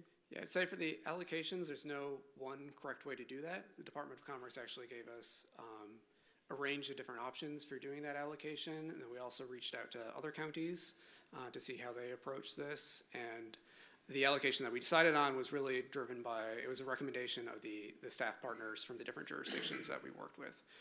They felt that it was important to use an allocation that recognizes that we need low-income housing in all of our jurisdictions, and also recognizes that some jurisdictions are bearing the burden of accommodating more low-income households than others. So how can we distribute low-income housing throughout our communities and also recognize work that's been done in many communities so far to accommodate them? So. I'd just like to add that a couple of years ago, we worked hard to make some changes to our zoning code, and we do support and allow for permanent supportive housing in all zones where we allow single-family homes. Yeah, I know, I love Olympia. And I just want to add that when we're looking at the allocation and the available land and the zoning type, that's looking at gross land area and the zoning. That's not looking at the, it's not taking into account critical areas, utilities that are available at that area. So once you actually start looking at within the zone and the permissible use, that doesn't translate to automatically ready to build. So you need to kind of take this as a on a map exercise that we have available land that's zoned for this, but once you start getting into the nitty-gritty details, there are some really challenging ways to make those permissible uses actually turn into a buildable project. Thank you. Just a note of correction. We do take into account critical areas, but it doesn't mean that it's shovel ready. So there are some utility constraints too. Okay, Utility constraints. I guess where I was going is just, the demographics that, Tumwater and Lacey have roughly around 8% poverty, whereas we're at 18%. And is that part of your allocation figures, or trying to be more equitable in your distribution? Yeah, that does come into play. When Commerce calculated the housing need for each different income range for Thurston County, they were looking at both the future need, but then also the fact that there are households in our communities right now that are cost burdened, and we need to make sure that they have housing options. So that need incorporates both future residents in Thurston County, but also those who are cost burdened currently. Thank you, and I'll just end with this, thanking you for recognizing that climate refugees is already occurring. When you look at Florida and North Carolina, the people are leaving hand over fist.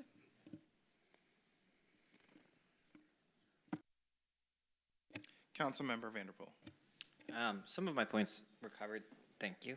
But I am concerned about the progress around. Let's say, if we're going to track the progress on this, I'm afraid that we lose progress by a bunch of single-family developments happening over time, over land that could have been used for multifamily and so on and so forth. So I'm very curious about, after this is passed, or I'm wondering when we'll get more updates about this. When will we be able to track that progress over time? I mean, because I'm concerned that some of the data is based on some of the trends that we have, where we have a lot of people who work in Olympia but travel to Yelm because that's where they can afford to live, and then Yelm not having the industry but having a ton of housing. And I'm like, in order for us to curve that and have more people living in Olympia where they work, or if they work in Lacey and they live in Lacey, trying to make that change. I'm wondering if we changed the data to show that we would take on more housing here in the city, what would that look like? How high would the need be? I don't know if this one's entirely on me. House Bill 1220, one of the challenges is it doesn't have any requirements for monitoring. It just says you need to document the need in your comprehensive plan and demonstrate that the land isn't the barrier to accommodating that low-income housing need. So above and beyond that, I think I would defer to staff on what their plans would be. You always ask such easy questions. Yes, I do. I think that's part of what we're looking at with the comprehensive plan update, and working on both the housing chapter and the land use and urban design chapters, which we don't have drafts out yet for. When we do this type of work, we look at achieved densities, what types of densities are we getting in the zones that we, have set aside for residential development. We also take a look at our mixed-use corridors where we want to encourage commercial and housing, and how's that working. We'll be taking a look at, it's always hard because you do the planning work and you get the implementation work done, and then it takes time for that development to occur. So we, on the heels of completing the last periodic update, we went straight into working on the downtown strategy. Once the downtown strategy, well, actually even before it was adopted, we started working on the downtown guidelines, and I think there's been some pretty big changes in the downtown within the last 10 years. We just finished the Capitol Mall Triangle sub-area plan. And so I don't know that we have a ton of data on what those differences and choices are. And when you look at the portions of the city that are designated in the future land use map for what's called low-density residential, and again, that's anything that's 12 units or less per acre, we'll be taking a look at what's the achieved density in those areas versus what's the, what's allowed. And I think some of the other statutes that we aren't talking about specifically in relationship to this work are going to require some modifications to our zoning code, probably concurrently with the comprehensive plan update, but it has to do with things like the new accessory dwelling unit bill has provisions for allowing at least 2 ADUs on every lot. And some of the other middle housing elements have to do with duplexes, triplexes, and fourplexes, which we already allow in our low density zones, most of them. So I think there's going to be some analysis around that, but those code changes that we have made and the ones that we will be making, we're not going to have a ton of data on yet to help us show what's working and what we could potentially refine more. The other thing that's really challenging is just because our code allows it, doesn't mean that it's what people will choose to build on their property. And so I believe we've only had one duplex built within the last 10 years on a lot that hadn't previously also already allowed duplexes. And I think we saw an uptick in accessory dwelling units after we made some code revisions under the Housing Option Code amendments in 21. But I think it's just going to be slow for that gentle infill across the low density neighborhoods, which is part of what our comp plan calls for anyway, that it's a slow and gentle type of infill. But I think it's going to be a mix. I think it's going to be a push of trying to do the gentle infill, the urban corridor housing mixed use along the urban corridors and transit stops. I think it's going to have a lot to do with the 3 high density nodes that we have in the plan. I think it's going to be all of those things coming together, but I don't know that I could give you a specific answer to your question other than it's going to be a little bit of everything. I mean, generally it's good for us to be flexible around this, especially with development. We are working on an affordable housing ordinance, right? Yes. Just checking. You want detail. Anyway, yeah, and so I think that a lot of that work will help, but I also think that as flexible as we can be in planning, because I get concerned about, I mentioned this in land use, about having one of our corridors allow for a certain height, and then a piece of property on the other side says they want to build there, but then we're like, no, that can only be single family, right? And so I do think that we need to be as flexible as possible going forward, because who knows, we may end up taking on the majority of the county's housing, which would be a better solution than people having to drive back and forth. So, yeah. Sorry, just one more thing I want to mention. It's not adopted yet, but we have gone through the legal review process, and we have an affordable housing covenant. And if people are, and I think this is a very Olympia kind of thing, so if people are willing to commit to renting that as an affordable housing unit for 50 years, it will allow them to have an additional housing unit as well on their lot. So I think there's some cool things that are coming too that are going to help. Thank you. Yes, thank you for that question. And that would help with our carbon emission reduction goals as well, right? So, City Manager Bernie. Oh, I was just gonna add that, at some level, we track development activity, so we get those reports, so we do know and track what's getting built. It's at more of a higher level, and I'm wondering, as I look at Tim, we can try to get at a more finite level of maybe understanding what those housing types are and at what income levels, so as we get that report and council sees that report, it might just give them a little more sense of what's getting constructed. And then, well, it was mentioned earlier about rental registry, we're also tracking data through rental registry. As we get a little further into that, we're going to have a little more knowledge about what's out there and the number of units.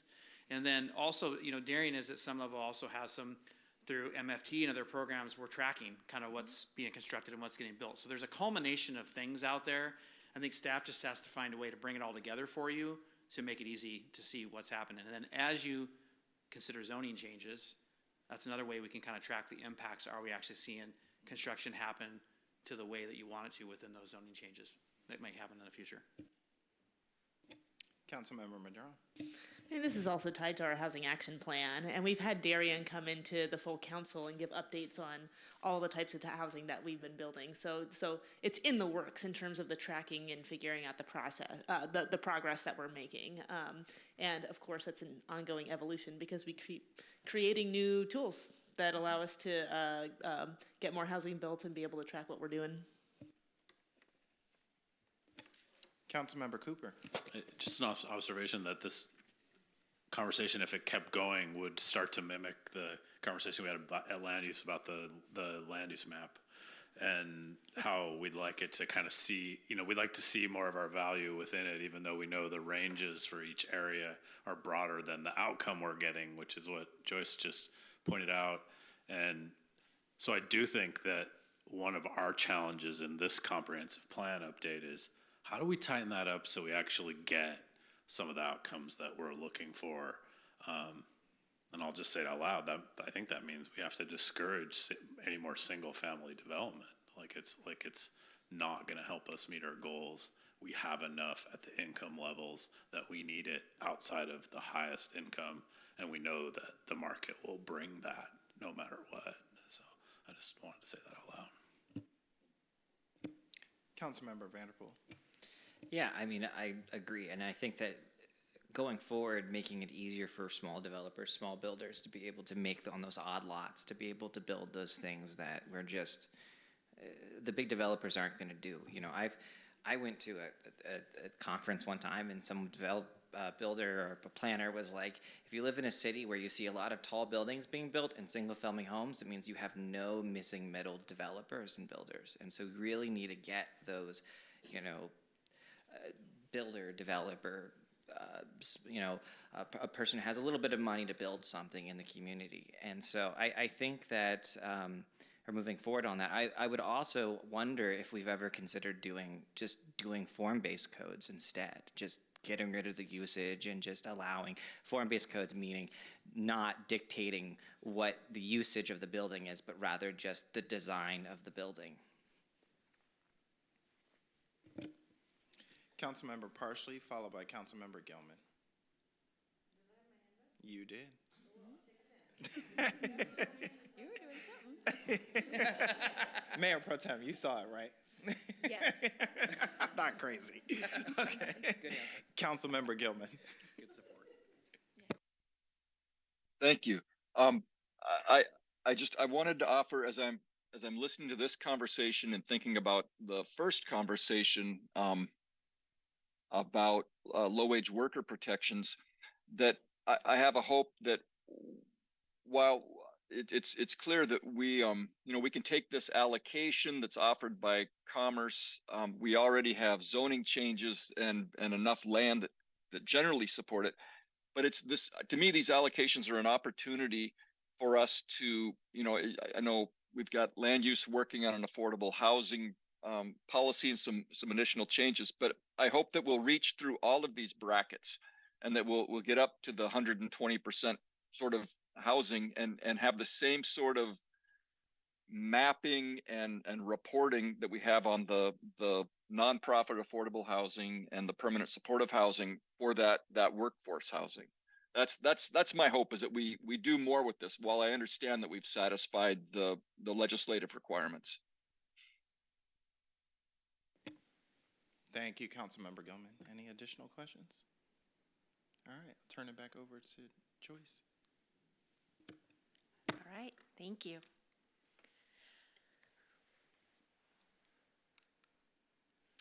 We also have something that has come up called the UGA land swap. And this is in response to some recently approved legislation that addresses the issue of removing some of the lands within an urban growth area and then most likely adding other land into the urban growth area. So maybe something turned out to not be as developable as you thought it might be. And so potentially swapping that with a different area where you potentially could extend your urban services or whatnot. And so that's referred to as a UGA land swap.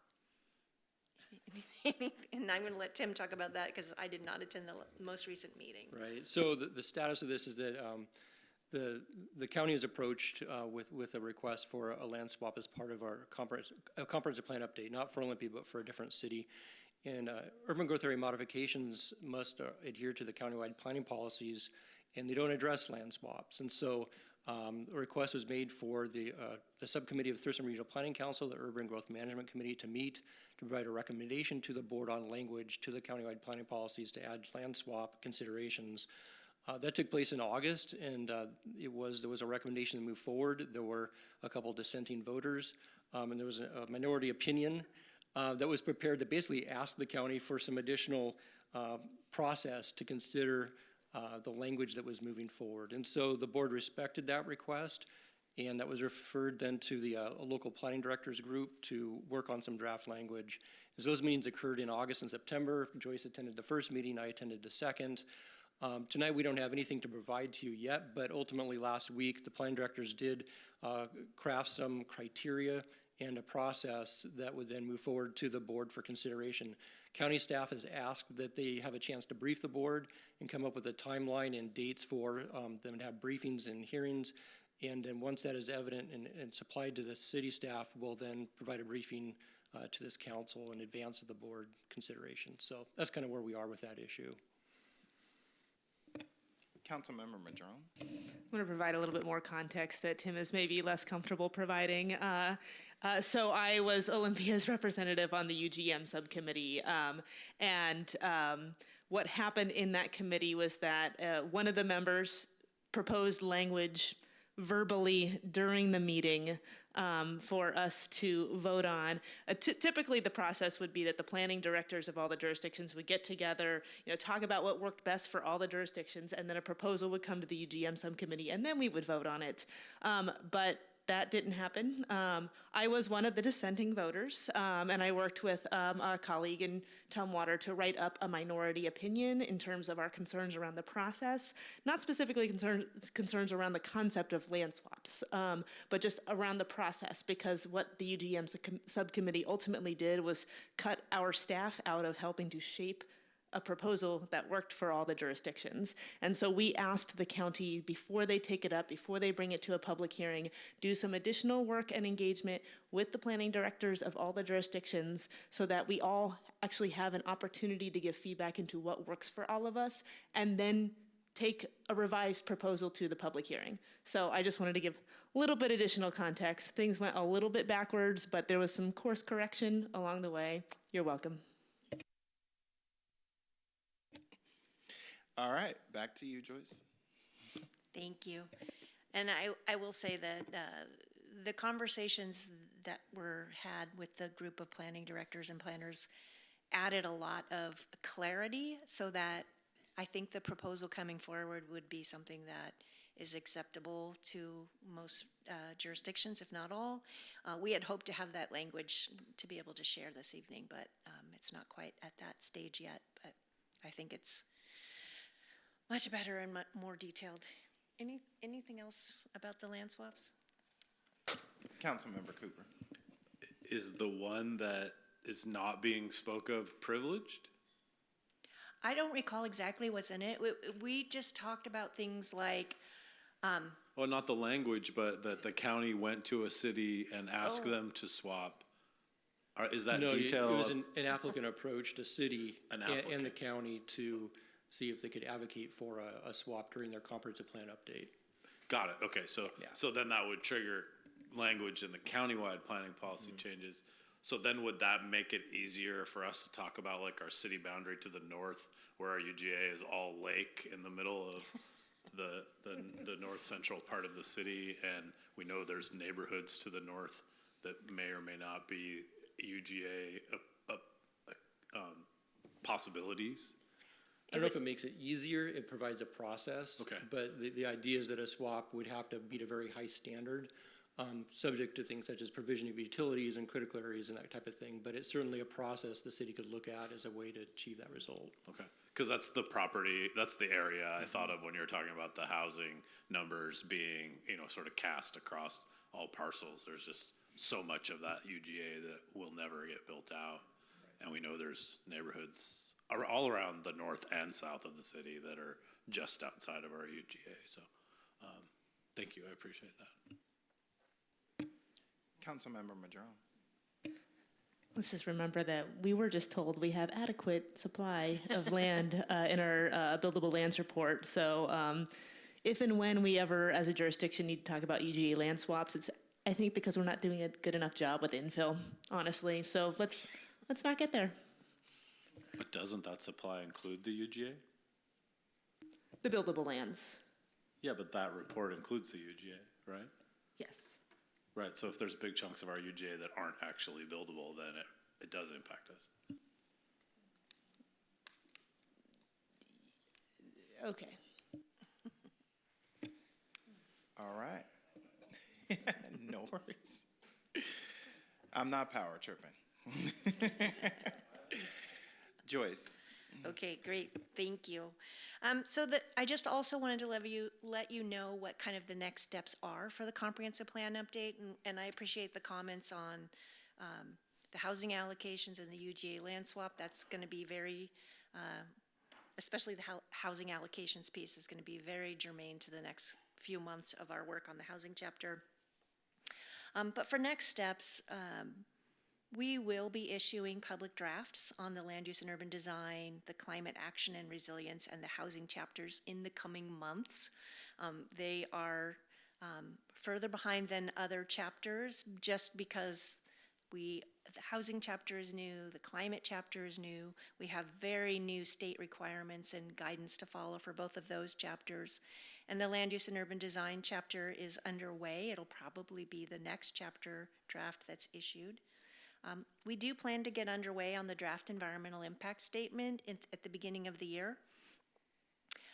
We will be using the new transportation modeling work, also provided by Thurston Regional Planning Council, and the work that is emerging from the climate chapter, as well as the scoping comments we collected earlier this year and some of the other information we have on file.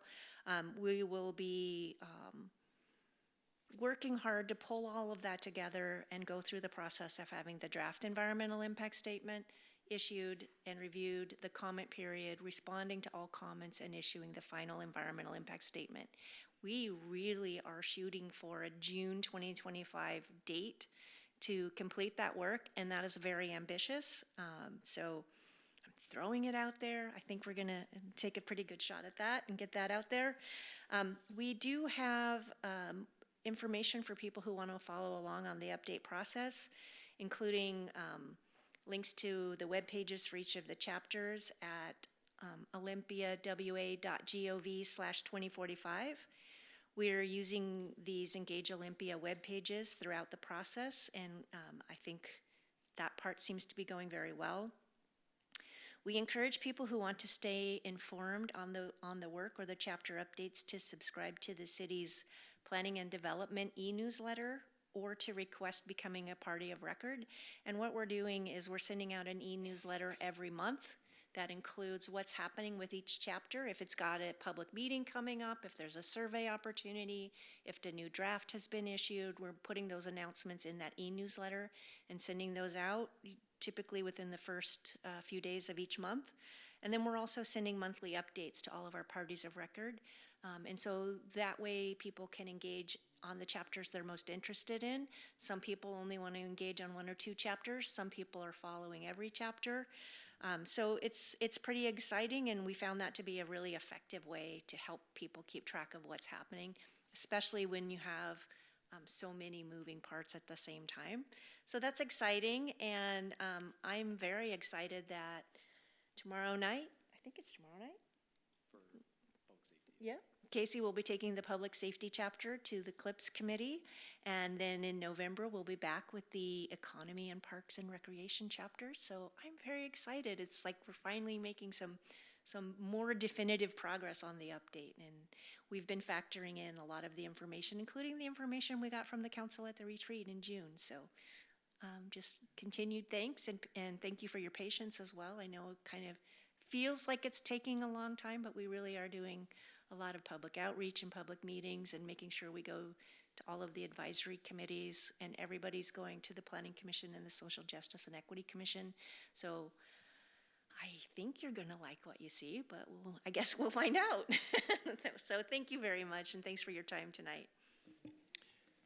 Thank you, Joyce. Councilmember Madrone. Yeah, I just wanted to, first of all, thank you all on a really thorough staff report. I know you mentioned earlier that it was like entirely too long, but I appreciate that extra level of detail, and I appreciate how you have captured the iterative nature of the comp plan process through the staff report, so we can remember the conversations that we've had with you in the past.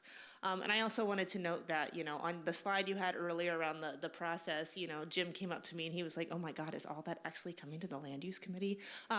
It's not exactly going to work like that. As the chapters make their way through the planning commission, Joyce is reaching out to me as the chair of land use and letting me know, what kind of feedback has been received, if there's anything that drew a lot of public comment, was real controversial, and based on, what I hear from her, they might have a stop in a committee, and it also might be in another committee. She just this week sent me the utilities chapter, flagged something that might be controversial. I'm going to pass it along to the chair of the finance committee because that's a better fit, and say, hey, do you want to have a stop in the finance committee, or is this good enough to just go straight to a study session? So they're not all coming to land use. We do not have time for that, but I am helping to vet to see, to flag anything that might have something that draws a lot of community attention, so that there can be some extra vetting done if needed prior to things coming to the full council. So just wanted to acknowledge that. And I want to thank Joyce for all the extra work she's done working with me to figure out what a good, clear process is to make sure that council gets what we need, so that by the time something comes to us, there's no big surprises or major revisions that we think need to happen. The hope is that we are all, engaged to the right amount, so that as staff are working so diligently and working with our advisory committees, that it can be smooth sailing throughout the process. Thank you. Any additional questions? All right. I do just have one. Just a couple weeks ago, we had a joint meeting with the port, and one of the conversations that we really had for quite a while was the conversation around the development of the comp plan for the update, and they're in the middle of working on their master plan. And one of the conversations that we had is making sure that their master plan and our comp plan are like this. So I hate to disrupt your timeline for June 2025, but I was just curious about, how we anticipate engagement with them, similar to the way that we've done with the Squaxin Island tribe, of having those conversations between each other. Yeah, Stacy has already talked to me about the ports wanting to come to the table, and so Joyce and I will be reaching out to the port with Stacy's help to start those conversations now. And we don't anticipate that will interfere with our timeline of June 2025. I don't believe so. Okay. And actually, one of the staff from the port called me a week or so ago about a different topic, and we just through our conversation, we started talking about the comprehensive plan and how we want our materials to really work well together and reflect the community and the future for both the city and the port. So I think those conversations are about to get underway in earnest, but they are also aware of the process, and we've been sending them every draft chapter as it's been developed. We've been giving them opportunities to review. So far, we haven't really gotten into the land use piece, which is, I think, where we will have the most crossover, and so they'll definitely be a partner within the plan. And a significant portion of the land use and urban design chapter is dedicated to industrial land uses and activity at the port as well. And so we know that they need to be one of our contacts for sure. Okay, thank you. Yeah, because housing was also a topic in that conversation, and obviously there is some interest in that regard as well for them while they're crafting their master plan. And so specifically, my request, I guess, would be to make sure that they understand what our housing chapter of the comprehensive plan is saying, at least thus far, and seeing how that works with their vision for the master plan. So, yeah. Anything else? All right. Yes, Councilmember Cooper. Yeah, I just want to lift up, I think that's really great what you just said, but I also think as a council, we need to make sure that the Port Board of Commissioners actually engages in the process, and it's not just their staff, because I think that's what they were asking for. So as we're talking to their staff, if we can just look for ways to bring it to the board, either through us or through them, so that we are having that elected body to elected body conversation as part of it as well. Yeah, that's a good point.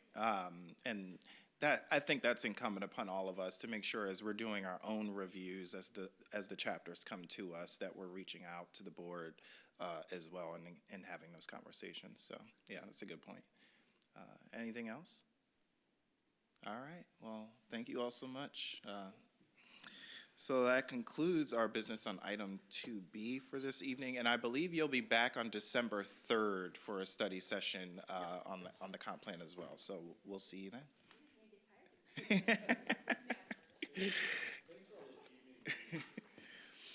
All right, so that takes us to our next business item, item 2C, which is the 2025 operating budget discussion, and presenting this evening is our city manager, Jay Burney. And he's multitasking right now, so. City Manager Burney. Thank you, Mayor. I'm waiting. I think I see Debbie and Stacy flanking me here as we get set up here. So, good evening. Again, for the record, Jay Burney, City Manager, and I'm here tonight to provide a pretty big update on budget balancing for the 2025 budget with some specific recommendations on reductions. I want to just acknowledge up front that this is a heavy conversation. It's different than what we've had in most years around budget, because we're going to be talking about reductions. And the past couple of weeks, many employees in our organization have received news that there's a possibility that their jobs are changing, that they may have to move into new positions, that our jobs may be eliminated. And even those that haven't gotten that notice, those are their coworkers, and they also are thinking about the impacts of the workload and other things. And so there's a lot that is wrapped up into conversations about reductions. I really want to thank the department directors for all of their work. I've worked very closely with all of them on everything you're going to see here tonight. They have also individually had to have hard conversations over the last couple weeks to inform employees of a lot of changes within departments. And so it's important to acknowledge that up front. I'm going to touch on it a little bit more as we get into impacts of all the things that we're going to talk about tonight, but I want to start there. I mentioned the department directors. The majority of them, they're all here tonight. I want to thank them for hanging out for a couple hours to get to budget. As I work through the presentation and you have questions, I may ask them to come up and help me with those responses along the way. You also see Debbie and Stacy sitting on either side of me. They have worked alongside me to help prepare this presentation tonight and help me kind of put the pieces together and help me get to this point. So I have them sitting here. I told them not to elbow me if I misstate something, but to go ahead and interject. I want to make sure that we give you an accurate representation of what we're talking about. So if I don't say something that we wanted to talk about, they're going to just interject to make sure we get everything out tonight and I don't misstate anything, because there's a lot of moving pieces here. Every employee that is impacted by what you're going to see tonight in terms of reductions has been communicated with. So they've all been notified. Anything that I'm sharing with you tonight is not going to be a surprise to anyone. In addition, this morning, I shared this presentation with all of our employees through an all-employee Zoom meeting so that everyone is in the know about what's being proposed here tonight. And I've planned some follow-up meetings with them after this discussion so I can let them know kind of how things went and where we're going to continue to go. It's my commitment to transparency with our employees about what we're doing and what decisions the council and I will make together around your budget. So we are always working towards a sustainable budget, and you've seen this slide a few times along the way, and that really means that we're working in a way that means that our ongoing funds and our ongoing revenues, and we're living within our means, that we're spending to the monies that we have. That's difficult for cities when revenues don't keep pace with the pace of costs with rising inflation. We just finished 3 years worth of double-digit inflation, and that hits us in lots of different places. And we certainly haven't seen revenues increase at that rate as well. So we've been outside those boundaries a little bit. As we're into COVID, we've got several declared emergencies, things that our community is asking us to take action on. And we're going to continue to make good progress on those priorities, and I'll talk more about those. You know this as well. We work on our budget all year long. The official budget process with the departments kicks off in June, but we are working on a budget all throughout the year. We do community survey work, which I know the council is aware of. We do that every couple of years. It helps us keep connected with the community and their priorities and helps drive where we spend our money. Our work is also rooted in the comprehensive plan. We just talked about the comp plan update to make sure that the community gets a chance to tell us where they want to go. But this is the community's plan. It's the community's vision for our city. And it's a big document, and we've broken it down into these focus areas of public safety, community livability, environmental stewardship, economy, organizational excellence, and a well-planned city. And it's kind of how we point back to the work that we're doing and how we organize a lot of our work plans and the things that we do at the city. Through our community survey work over the past few years, the community has consistently told us that their top priorities are housing homelessness, climate change, economic development, really specifically livability, which is a conversation you had earlier today, public safety, and transportation.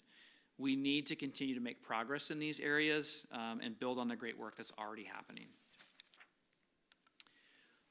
My last budget update to you was on September 16th, where we had a remaining budget deficit of $6.7 million, which is about 6% of the total general fund.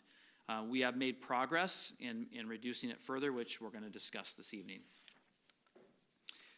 I think the community has seen this before, and council knows this. We fund our programs through a mix of dedicated and general funds. Dedicated funds provide a stable source of revenue for things like our utilities, parks, and transportation. And our general fund, our revenues are more fluid. They're less predictable and less stable. And they're the largest portion of our funding, which are sales tax, property tax, and business and occupation tax. And 71% of our general fund expenses are personnel. So as I said before in past budget updates, it's difficult to make substantial reductions in a general fund budget without impacting people in some way, shape, or form. So tonight's focus, I'm gonna review some things that you've already seen before in some of my prior updates to you, just to make sure we stay grounded in kind of how far we've come. We're going to talk about the general fund. Specifically, we're going to spend a lot of our time on general fund proposed reductions. We also have some reductions in parks, arts, and recreation that are proposed, not related to the general fund budget balancing, but due to their revenue streams and kind of what those are shaping up to be. We'll talk about that. I'm also going to talk about some changes and proposals within the development fee fund and positions there as well, because it does have some reliance on the general fund. So changes that we make there do have an impact on the general fund. I'll talk about some revenue options that you do have available to you. I'm not recommending any new revenues that you take action on those as part of this budget this evening, but you do have those options. I want to make sure you know what they are and the community sees that you have them. And then I'll talk about an updated 10-year forecast, and so you can see if you make the changes that I proposed tonight, how does that impact your 10-year forecast, and I'll be able to show you that. And then I owe you a conversation on city council support, so I'm going to roll that out to you tonight for how we plan to get there. and further support you, which is a request you had, and then I'll finish up with the budget calendar the rest of the way out. So in terms of budget assumptions, you've seen many of these before. We are planning a wage adjustment for all of our independent employees at 3.8%. I say independent employees because, as you know, we have unions, and those unions have contracts, so their wage increases may be different based on their union contracts. We do try to stay pretty consistent between our independents and where the unions are going, so we feel pretty good about a 3.8% for our independent employees. I also want to just remind you that we are adding new positions within the police department that have a funding source. That is public safety sales tax in Prop 1 that passed last year. So the chief has come to you with a proposal that you have all seen before, and this year we'll be adding 8 new police officers and 1 new sergeant into this budget that's all has a funding source. Our benefits, they go up every year. You can see them here. And then I also want to point out that we are included within this budget is the full implementation of the class and compensation study that we've been working on that will be effective January 1st. The Finance Committee got an update last night. We have an update coming to the full council next week on the 29th.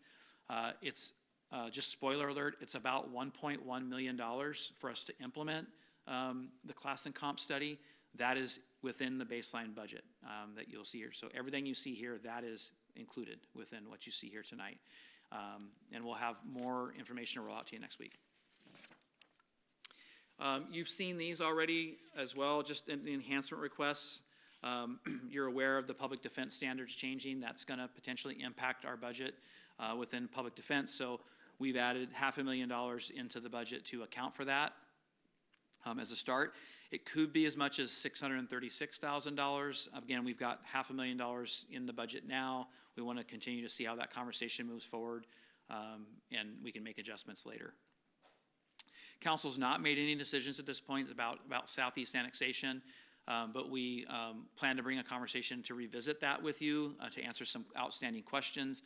And if you make a decision that you want to have more conversation and engage the county, we'll need some dollars to do that. So there's some money baked in there. If you decide not to move forward on any conversation with annexation, then you won't need to spend those funds. And then, as council knows, we've added a position here for community oversight of law enforcement. There's also some expenses related to supporting the youth council and some staffing that go along with that, stipends and supplies, and we've allocated dollars in the budget for all of that. I went through all of these 2 weeks ago with you. You also have some enhancements that are revenue neutral. I went through them in detail a couple weeks ago. I'm not going to do that again tonight unless you want me to.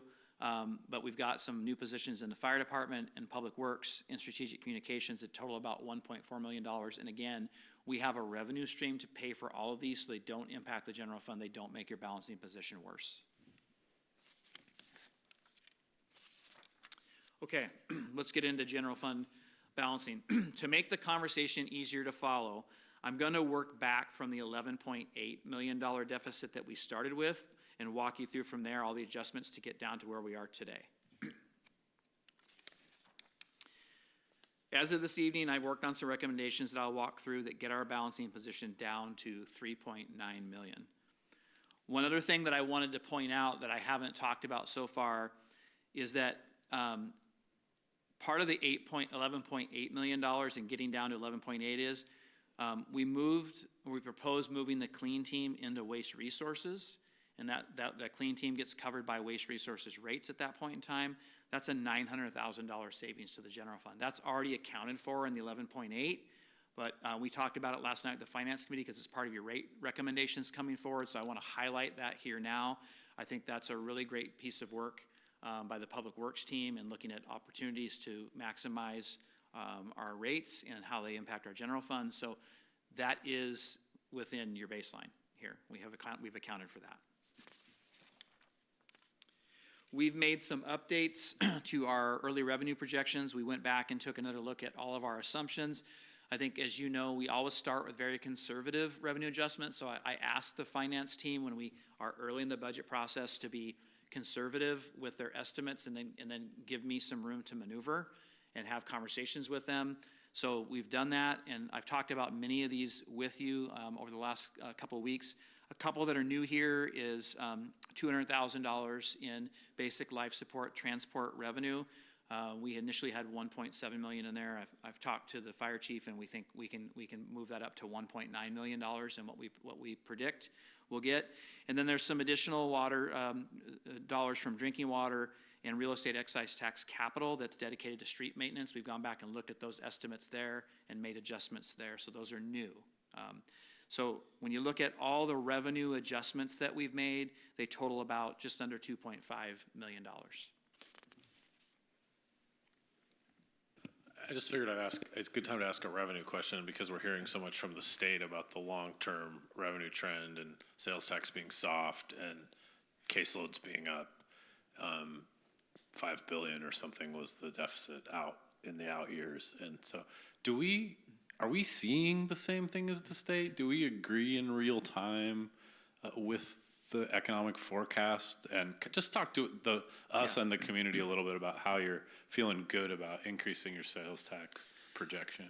Yeah, we definitely have. So coming out of COVID, I think we all saw that sales tax actually surprisingly went up. I think we saw some growth from 2020 into 2022 in our sales tax. We have started to see that level off.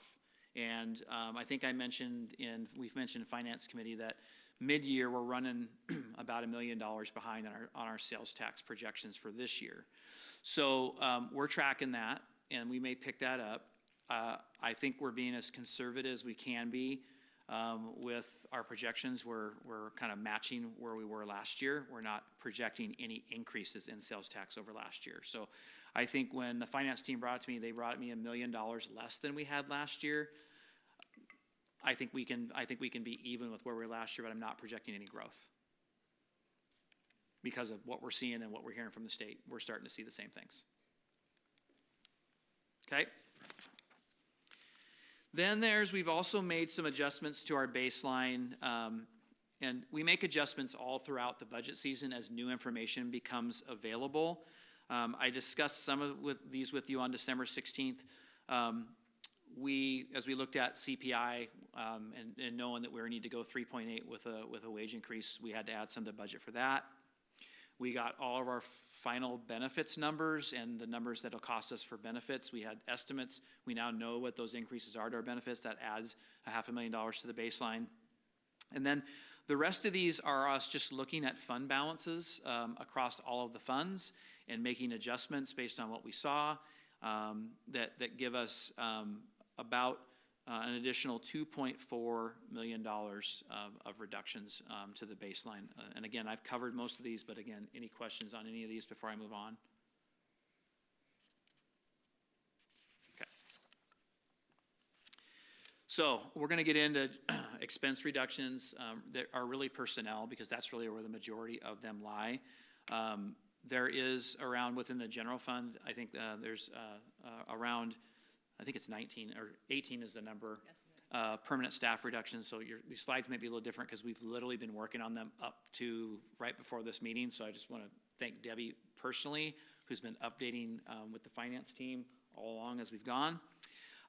We've got some delayed hires, which range from anywhere from a year, which is your community service officers, the crime analysts, the outreach specialists, and OPD, to some 3 to 6 month temporary delays, like finance director, some IT positions, and a senior HR analyst. We intend to hire those positions, but they're just on a bit of a delay.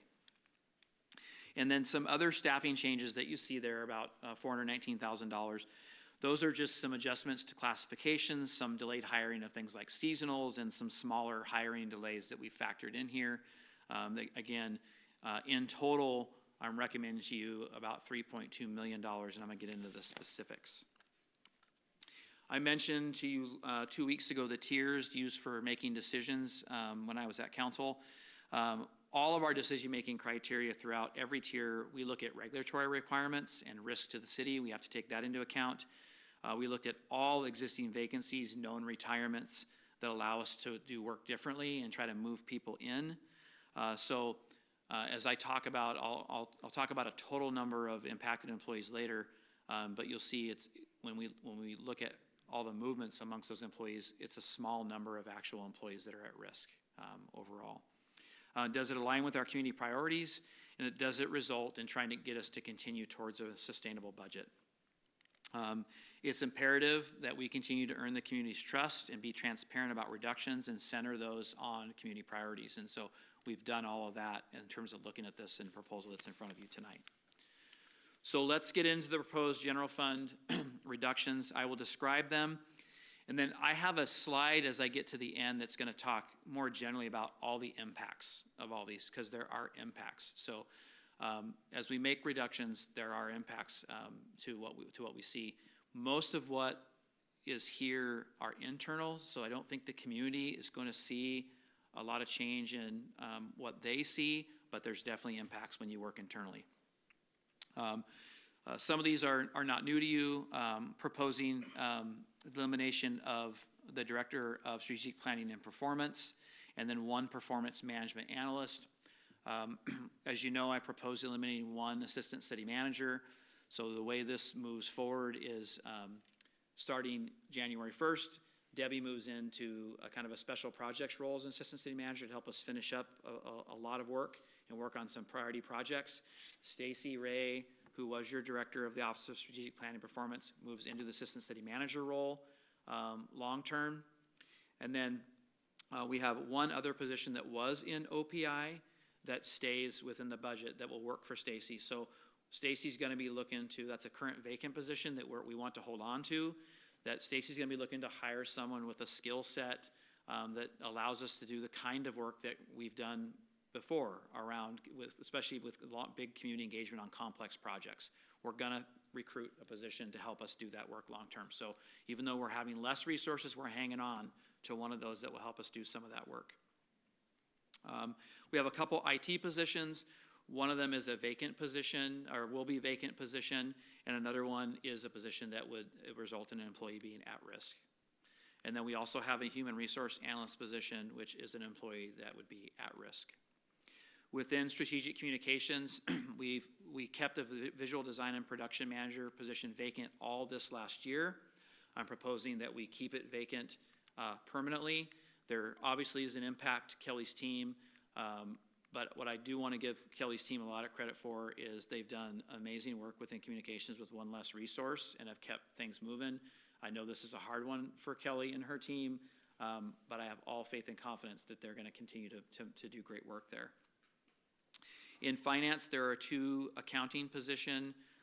One is an accounts payable position that I believe we're looking for a new position for that person. And then we have an account tech person, which is a grant tech position that's impacted. In legal, we have a senior program specialist. This is our claims manager that's retiring mid-year. And we're planning to not replace that position, and to legal will absorb the claims management work within their paralegals. The risk management work exists within your assistant city managers. So right now it's Debbie.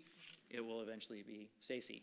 She'll take on the role of risk manager. It used to be me long ago when I was assistant city manager. So that work will continue, and it's just a claims management, claims processing that we'll look for different resources.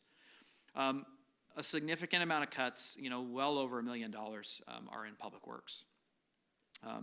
We have an administrative specialist that's proposed to be eliminated. We do have a position through some movement that just happened recently that we have a position to offer that person to move them into. Same thing, we have an engineering project engineer 1 that we're proposing to move into transportation. You have a vacant engineer 2. They've got some work to do to continue to work up into an engineer 2, but I think we can get them started, and it fills another need that we have within transportation. And then we'll move some things around within the project work group, so there'll be some impacts there. The traffic operations supervisor is a vacant position at this point in time. We're proposing that we fold it in with the streets group, within the streets group, streets operations. So we have an ops manager that would take on responsibility for both groups. We're looking at the impacts of that. That ops supervisor will need to look at her pay and her responsibilities. We'll be doing all of that through all of this, and because there's some impacts there, we want to make sure that we right-size her pay and title taking on some additional responsibilities. And that's also a union conversation, because that position is an IUOE represented position. So the union is engaged in all that. And I should say, when I mentioned up front that all employees have been notified, we've also notified the unions where there are union positions, and we'll be negotiating those impacts with the unions as well as we move through this. There's also a maintenance worker too. That position is just transferring to stormwater. So we're utilizing stormwater funds to offset that position. And there's a better fit there for the work that they're doing. So we're not losing a position. There's not a position at risk. We're just changing the funding source. And then we are proposing to eliminate 2 of the 4 seasonals that we usually bring on in the Public Works Department. They do paving and patching work during the summer months is where they help. So obviously we're still going to do paving and patching work. We may just not get at it to the level that we have in the past. We good there so far? Yeah, I have a question. So I know the full budget isn't approved yet. Yes. So understanding that, I'm also hearing that there's going to possibly be some movement. And of course, when there is, it's great to find positions and continue to utilize folks' talents, right, and skills and keep them within the city. Though I do wonder, for the folks that we have in mind, have they been sort of put on notice in the way that there might be another opportunity? Of course, they would then need to accept the offer, but. Yes.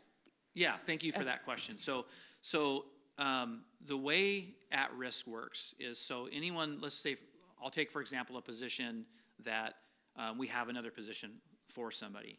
They get a notification that their current position is at risk, and in that same notice, they're offered a new position.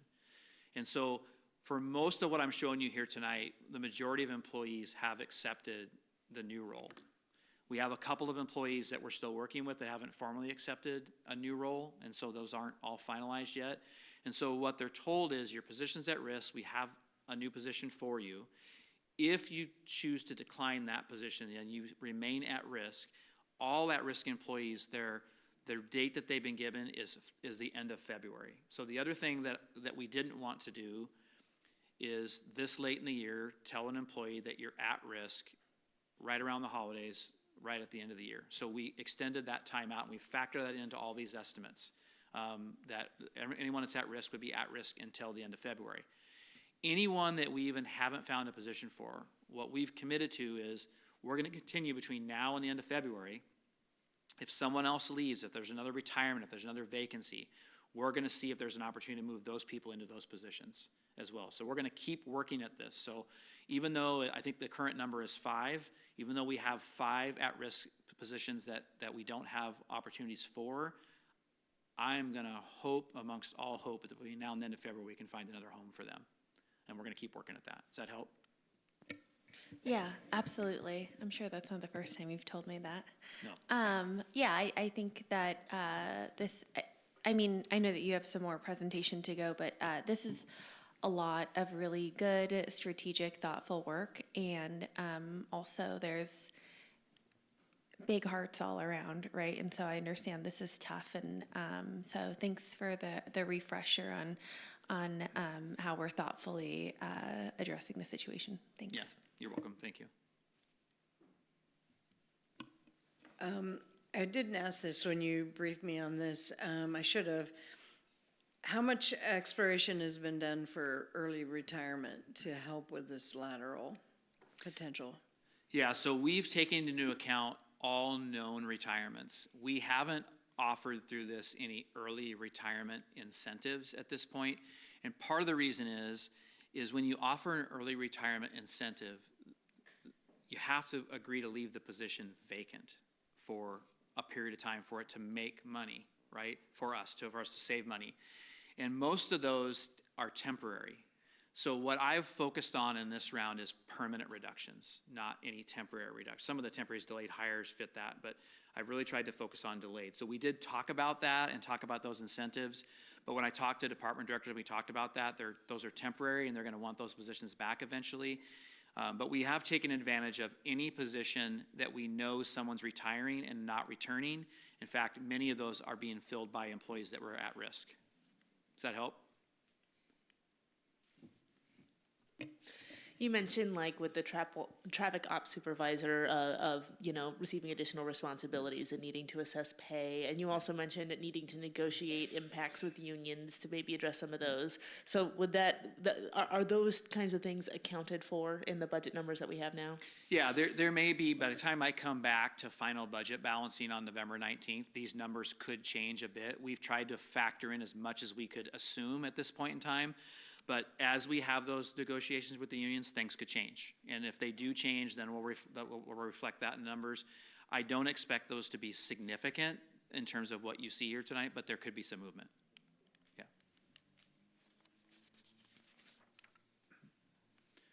In economic development, Mike has a support position. When I talked to you about this initially, we talked about reducing it down to a 0.75. We don't want to do that. We've rethought that. I've talked to Mike more, and what we really want to do is to reclassify it to a program specialist from a senior program specialist. I think that better aligns with the work that Mike needs done within that group. So we're making that move to just reclassify the position, but keep it as a full-time position moving forward. So that's an adjustment from when I talked to you before. There are 2 program assistants within the police department who are proposed to be eliminated. Both of them have been offered another position within the police department. One within the police department and one within the city manager's office. One of those positions would be your new staff member for community oversight of law enforcement. So we've been offered that position. So both those positions have been offered a new position.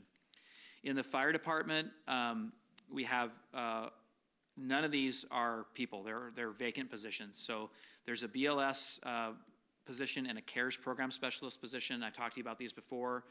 The chief feels comfortable that we can delay and hold on these hirings for now. He has staffing. Those programs are moving forward. There's a small impact on case management when it comes to CARES. But he's also working, as he told me the other day that I'll share with you later, on some proposals for new revenue streams to help pay for some additional CARES positions that we're talking about. So he's already thinking ahead of how he can overcome this, and he's got some proposals that he put before me last week that I'm going to be sharing with you moving forward. So I appreciate his care in looking for other sources of revenue here. There's also an emergency manager position. It's been vacant for a couple of years now. I would love to fill this position. We are, one of the deputy chiefs is serving as the emergency manager. They're going to continue in that role. That's how we've done it for a long time. What we don't get to without a dedicated emergency manager is a lot of the community engagement that we'd like to do. We'd like to do more community engagement around emergency management and emergency preparedness. That is the thing that we don't get to with this. But I want to make sure the council and the community knows that we are fully prepared for emergency management. We have a deputy chief that's dedicated to emergency management, and we have a staff team that all have emergency management roles when the time comes and they're called into the emergency operations center. All that work is continuing, and we will be prepared for anything that comes our way. And then there's a couple of assistant chiefs, and Chief Morris has been working with the unions, because those are union positions, to reclassify those down to a fire captain position. It's a small amount of savings here, but it aligns better with the work, and he's been having those conversations with the unions, and there's some support for that. So I'm going to get into parks and community planning and development, but they don't impact the general fund and your bottom line. I want to talk about those, but this is where it leaves your balancing position. I mentioned this before, by making all these adjustments and these, if you accept all these proposals as I have here, it gets you down to a balance of 3.9. Your estimated 2024 general fund balance, when we get to the end, is about $18.6 million, which includes our 10% reserve of $11.4 million and around $7.2 million above the 10% reserve. I'm recommending that you utilize fund balance for the remaining $3.9 million deficit. If we utilize $3.9 million of fund balance to balance for 2025, It will leave you with a total fund balance of about 14.7 million, which is 13%. And your goal is to have a fund balance between 10% and 25%. I also think we've been very conservative in our estimates for where we will end up in 2024. I've asked the finance team to be conservative. What they've taken into account is all of the hiring freezes that we put into place and their estimates for what that's going to save us.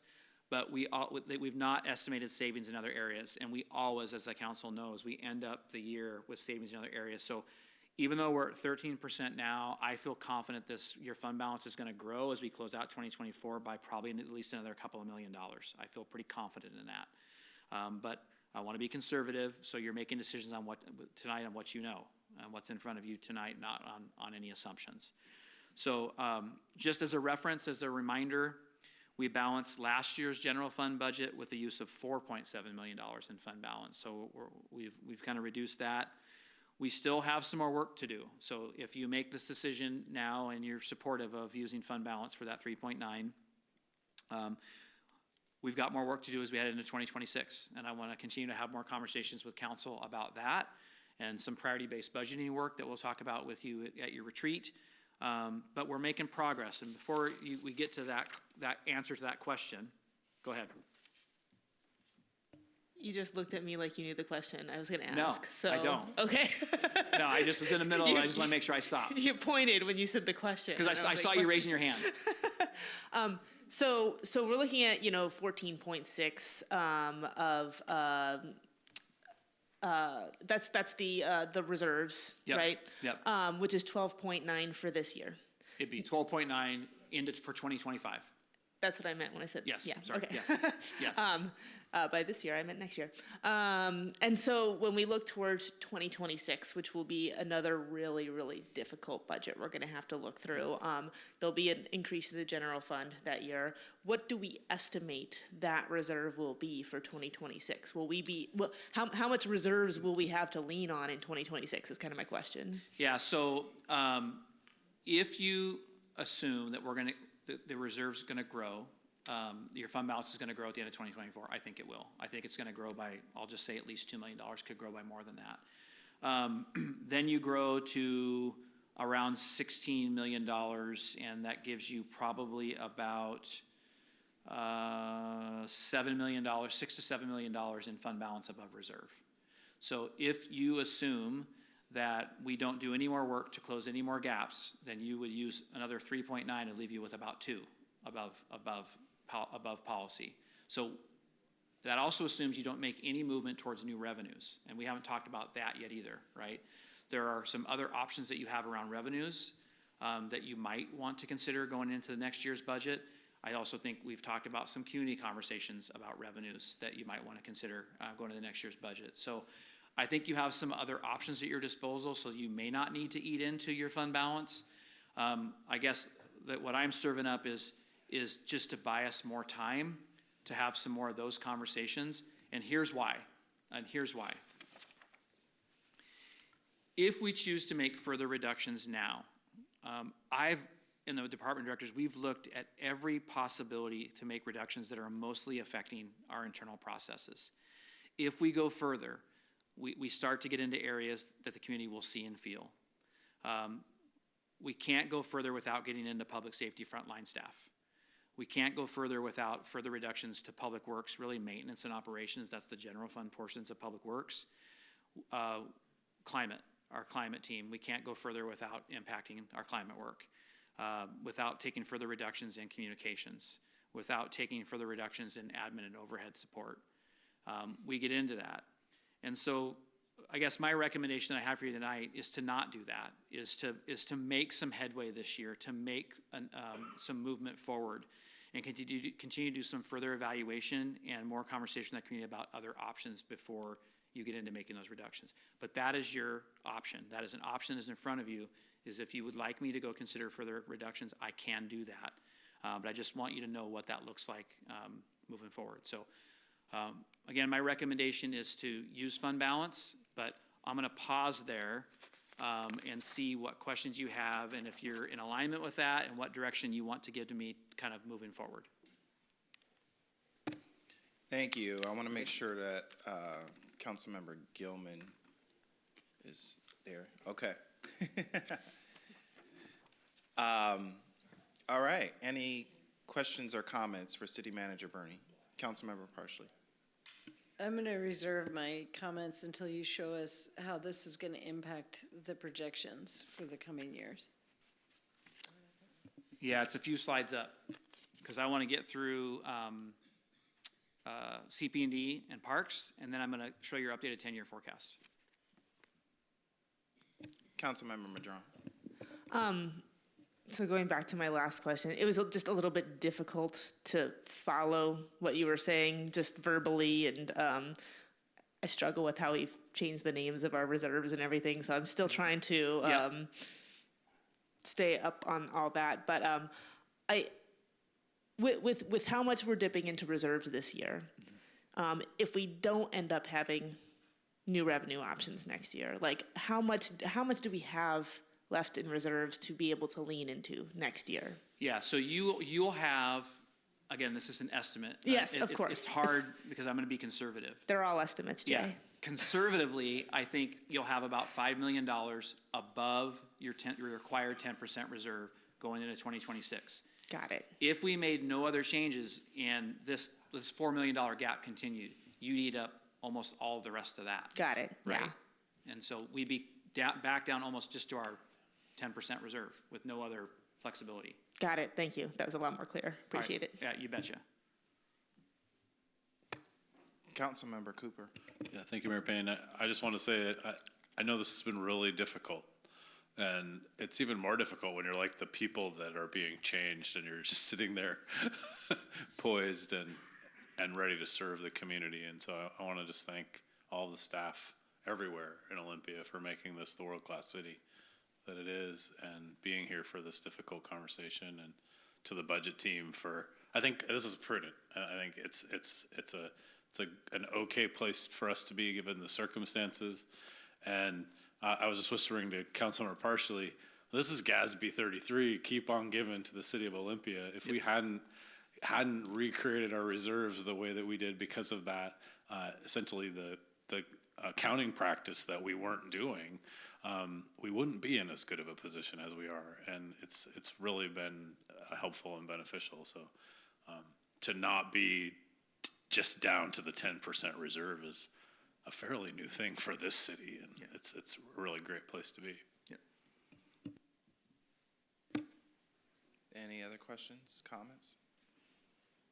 All right. Okay.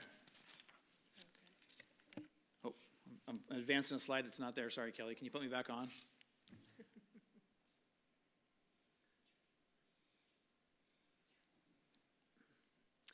All right, I'm going to talk a bit about Parks, Arts, and Recreation budget. I'm going to actually have Paul join me up here because he's going to talk about a portion of it.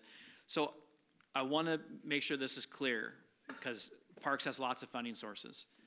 I'm not recommending any budget reductions in Parks, Arts, and Recreation that are specific to a general fund shortfall, but some adjustments are needed to the Parks budget because of their revenues. So the Parks, Arts, and Recreation budget, as council knows, is based on a set amount of revenues identified in an interlocal agreement between the city and the Olympia Metropolitan Parks District and Parks Advocates. The primary funding sources outlined for the department are 11% of the general fund, OMPD revenues, generally split 1/3 capital and 2/3 operating, a minimal amount of voted utility tax funds, and fees and charges associated with program and facility use. This means the budget process for parks is just as fluid and nuanced, and as expenses change and revenues are updated, their budget increases and decreases throughout the fall. We make adjustments to their budget. So as we look at property tax and how that affects the OMPD revenues, and we look at the impacts on the general fund, which impact the 11%, all those have an impact on the parks budget. So just like the larger citywide budget, expenses in parks have been growing a bit faster than revenues, particularly with the department absorbing the Armory and some other cultural events that we've been taking on. With revenues slowing down, we anticipate a gap tonight that's about $260,000 that will likely increase or decrease as we finish up the budget. So it's $260,000 tonight, which is I'm going to show you, but that number could change and evolve as we finalize all the numbers. So I just want to put that as a caveat. So Again, the current balancing position is about $260,000. And then here's what that looks like. So Paul's proposing some reductions in seasonal employees. We have a program specialist that's vacant right now that's dedicated to cultural events, and we're going to make a proposal here in a second for a different way to lend support to cultural events that we think will be a little bit more equitable in terms of our approach, and Paul's going to talk about that. And then Paul's looked at just some other small line items and then actually made some adjustments to his cultural events budget to get him to the proposal he's going to talk about here in a second. So I'm going to turn it to Paul to talk about that because it's a proposal. So we want to get your reaction. So this is if you like, don't like. And if you don't like, then Paul's got to go back to the drawing board in terms of figuring out what we're going to do for expense reductions. Good evening, Mayor and Council. For the record, Paul Simmons, Parks, Arts, and Recreation Director. And our cultural event series, as it operates now, really kicked off in 2021 when a community partner came to us and said, hey, let's do a Juneteenth celebration. And we were able to pull that together. And then that same year, we also did our first virtual Indigenous Peoples Day event. After we did those events, and they were quite successful at the time, Olympia worked in human resources, and we went to Jay and said, we think that this is a really neat model, and it's different from how we've done cultural events in the past. And so we proposed creating a position that would half the time work on cultural events and the other half the time work within our equity, inclusion, and belonging initiative within the department and pursue some of the policy work and some of the cultural work within the staff in the department. The events grew very rapidly and were very popular and well received. And within a year, we had grown to 5 partnered events and 4 sponsored events. These events are beloved by the community, but they're also really work intensive and staff intensive to how we operate and how we've been doing them. What we are going to propose is that we switch from the partnership model, which is a portion of the events we support right now, and move towards a full sponsorship model. And to give you an idea what that looks like, Capital City Pride was a sponsored event. And so looking to operate more of our events in that model. In order to do that, and I'll talk a little bit more just to give you some ideas. We first created the position again so that it would be half cultural events and then half equity. And with the growth of events, it ended up being about 95% of Olivia's time was cultural events and about 5% was working on the equity work within the department. So that was when we created the program specialist position this year, which Rachel was in for a little while. And even at that pace with the added position, it was still unsustainable is probably the right way, which is what's led to now the current vacancy that we have in that position. And so it's really looked at us it's forced us to kind of take a look at that program and try to identify how do these events are wildly important. They're needed in the community. They provide really critical representation. They represent a shift in how we support community events, and we want to continue to support those moving forward. But being that they weren't sustainable for how we were positioned from a staff capacity ways in a couple of different models, we're thinking that shifting to the sponsorship model will help us not only create a more sustainable model, it'll help us redirect some of those funds that had been dedicated to staffing back into our community partners. It'll allow the community partners to be more independent from the city. In some ways, we're a big help, but in some ways, we also hold our partners back a little bit because they're then constrained to some of the city processes and guidelines. And so what we would be doing is providing additional funds to our community partners to help support them in their independence. We would strongly encourage them to build their networks throughout their communities and expand their teams of folks throughout their communities in terms of how the events are supported and delivered within the community. And then also, right now, we're limited. We can't take on any more, but we were approached from the Muslim community about some ideas for events, and we've been approached from other communities as well about adding. And currently, as we're operating, we don't have capacity for any additional. And if we do think if we switch to the sponsorship model, that then opens the door to continue to expand to reach other groups. And so hopefully that kind of explains, that's a pretty quick high-level summary. We have had the opportunity, it's kind of a fresh, we didn't realize we were going to have the vacancy until a few weeks ago. And we've been working through the budget process, and so that's what created this opportunity to kind of reevaluate and look at things. We've been working closely with Jay, Kelly, and Debbie, and Olympia as we've kind of talked through this approach and this plan. We've met with 2 of the community partners, and they were both very supportive of the concept and think that it is something that would work for them. We haven't had a chance to talk to all of the folks that we've partnered with, but just wanted to gauge council's willingness to support looking at this a different way, given that we want to maintain what we've started and build upon that, but we also want to do it in a way that's sustainable and that that the city can continue to support and also in an equitable way as well.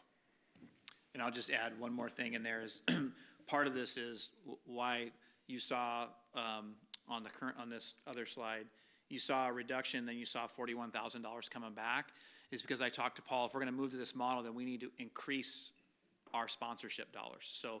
So where some, we might have given them $5,000 in some staff report, now we're proposing to give them $10,000 without the staff report. So we've talked to them about those model, a couple of the event organizers about that model, and as Paul said, they've been supportive of us going in that direction. So we have not talked to everybody, but, so we'll stop talking and see what your reaction is.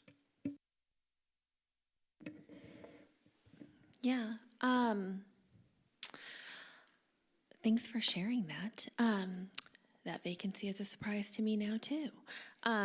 Yeah, it's unfortunate when we lose good talent. I think that overall, so I think this is very smart. I've seen staff in your department really do their very best and really stretch in order to make these events happen. And I've also witnessed great events where community members participate, whether as an attendee or helping to organize, and feeling sort of in disbelief, honestly. And I'm one of those community members that all of these different events or their culture is being represented in the city. You know, and we do a lot of different events, and to have one day, I'll just pick on myself, but one event that's like actually like about Asian Americans. Understand it's broader than that, but I'm Asian American, so we're rolling with that one. And you know, and it's like, and it means everything. And it's really just not to diminish how much work it takes, and it is really one day. Right? It's one event, one day out of the entire year, and it means so much. Anyway, but capacity is a real thing, and I think in a really lovely way, you're also talking about like what is that balance, right? Because also we want to be good partners, whether that's in a partnership or a sponsorship model or some other way, but also not control everything, right? And give folks the autonomy and the space to be creative and work within their own systems and processes. I do have a lot of questions that I feel like it would be fair if you didn't have it fully fleshed out right now. But some of those thoughts, I guess I'll just kind of frame them as some of the things that I'm thinking of, and not so much questions, but if you have a response, I'd love to hear it. Right now we have kind of our set ones that we've just determined are sort of annual. I think it's like 4 or 5.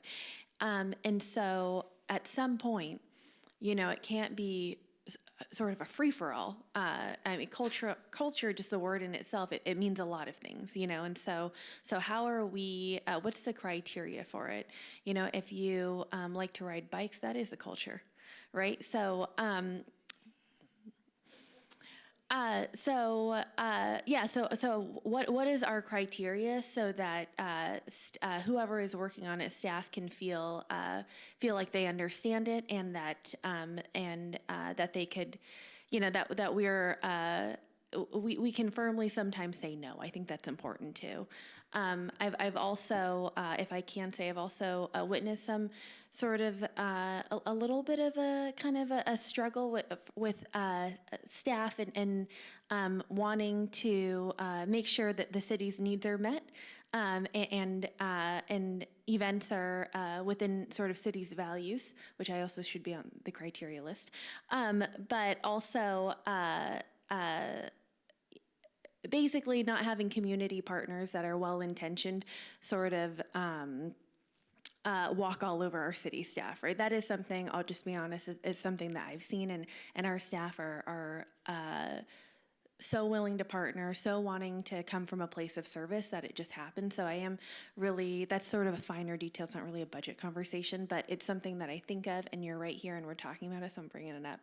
I also wonder about Pride is such a great example, and it's such a unique one. That is an organization that has changed leadership a little bit, but that is an organization that has been putting on Pride events for a good amount of time. They're sort of working like clockwork at this point. Whereas some other organizations, these are some of the first times that they're working with the city, even if it does turn just to sponsorship. So how are we thoughtful and equitable in which ones we choose, right? And so just some more thoughts, because there's more than one organization maybe that might be a Muslim community. So how are we doing those things? So I look forward to, chatting more about it. But I think this is really smart. I appreciate all that. And is it all right if I respond to just a couple of the things really quickly? First off, I think establishing the criteria is an important step. I think we've really tried to focus on underrepresented communities and communities that haven't necessarily been celebrated or had celebrations at the, at the community. And so that's been our focus, and where we've had active partners that have come forward with a willingness to organize and do the other side of the partnership. So that's been our criteria in the past. I think for 2025, what's most important is that we kind of mobilize to support the existing partners we have through the transition of the new model, should they want to continue to operate in the new model. And that'll be something that we'll put forward to them and say, we've identified this funding available to support you if you choose to use it in the sponsorship format versus the partnership in the past. So that'll be the first focus, is helping our existing partners transition should they choose to do that. And then after that, then we would start the process of saying, okay, what is the criteria for other groups that want to come forward and help lift up other underrepresented cultures in the community. I think in the past, we've really focused on the relationships with our partners, and we've really tried to move mountains to make things work and accommodate and support them in their vision and really help things come to life. And maybe to a fault in some degrees, just if I'm being honest, we've probably given more than we maybe should have in hopes of creating a special, wonderful event where people do see themselves and feel like they belong in this community. So in the name of that, we've stretched not only ourselves, and I say that, I want to give some acknowledgement, because it's not, when we put ourselves out there like that, it's not just, Olivia and Rachel and me. We're also stretching all of the team of the maintenance folks that do the setup. We're stretching communications as we pull them in and work through different things. We stretch some of our risk management and legal. We stretch public works and police and fire as we start to look at different elements. And so I think that is something that we just need to look at, because we want to continue to preserve that relationship and do events. But again, we really need to make sure that it's a sustainable model. And I think I wrote down, I think I got many of the things. I don't know if I got all of them, but I think as we continue to develop it, I'd love to engage with you a little bit more, of whether it's a one-on-one or any of the council members, as we continue to talk about what this looks like.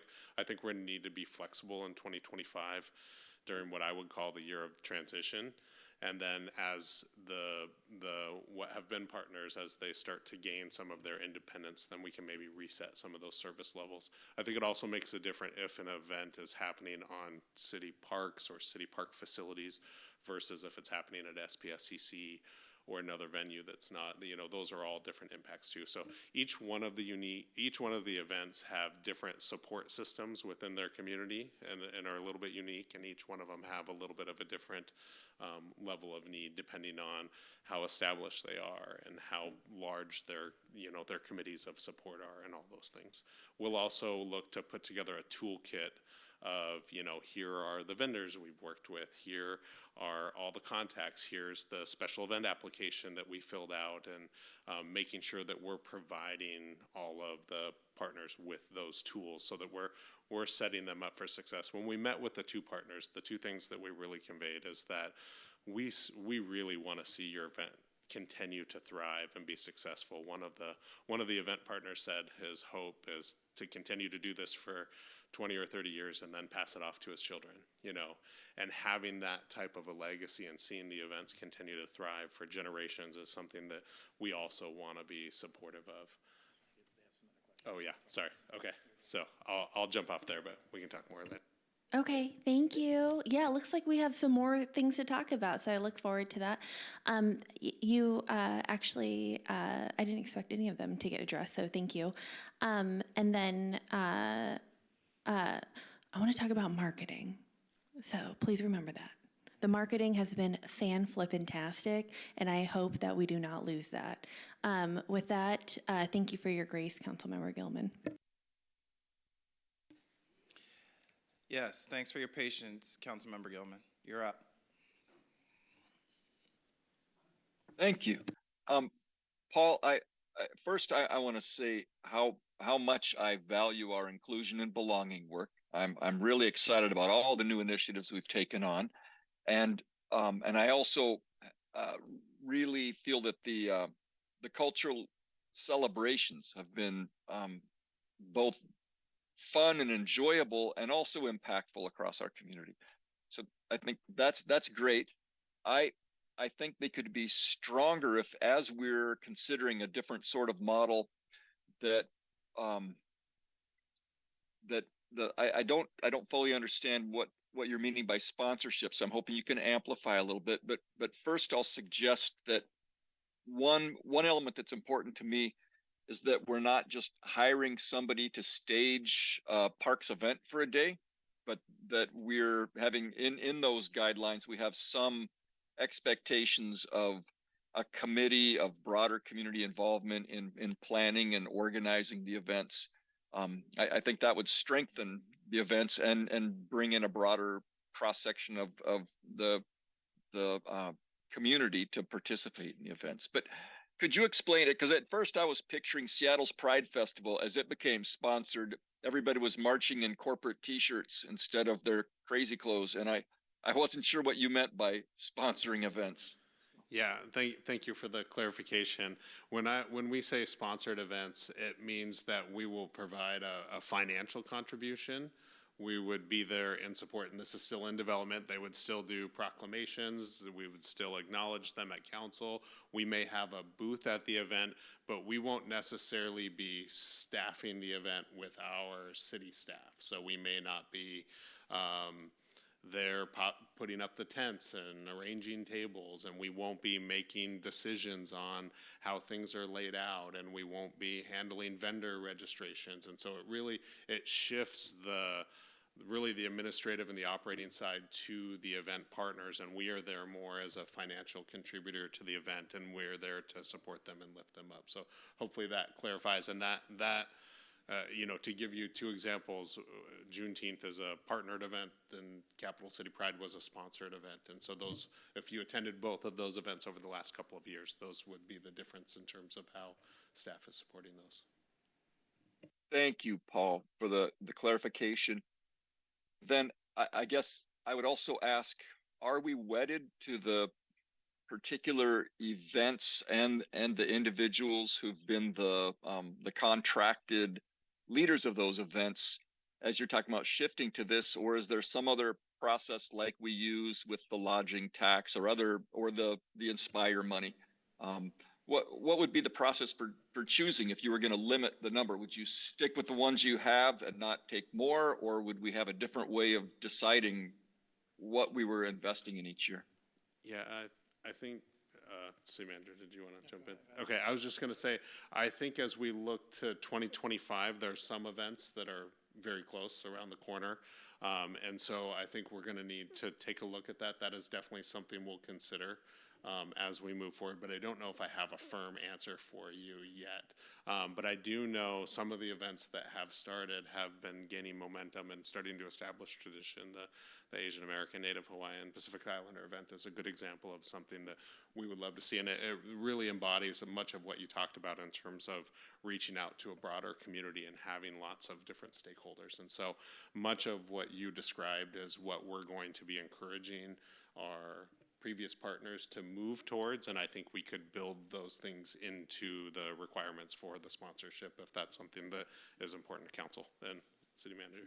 Yeah, I was just gonna say the Asian American Pacific Islander Native Hawaiian event was actually an event we did with Lacey as well. And so looking at any of these events we do, and if we're all doing events, is there opportunities to do regional events together with the other cities? The other cities have reached out to us about that rather than planning several events on the same day. Is there a way to combine events? And so I think there's some possibility to look at those types of things too as possibilities without still losing our local, what's important to us locally here in Olympia. So I think there's a balance of that, and I think that needs some more exploration. And I think even looking at, who all of our typical partners are, and other partners may come that we don't even know of yet, that may come to pass that want to do other smaller events. We want to engage them as well and give them an opportunity. So I think there's, as Paul said, I see this year as more of a transition year. Olivia's still here, right? Olivia's still dedicated to this work. She's still going to help in a transition. We're not going to go from A to B overnight. And then we'll learn from it over this next year, and we may come back to you and make some adjustments to this recommendation.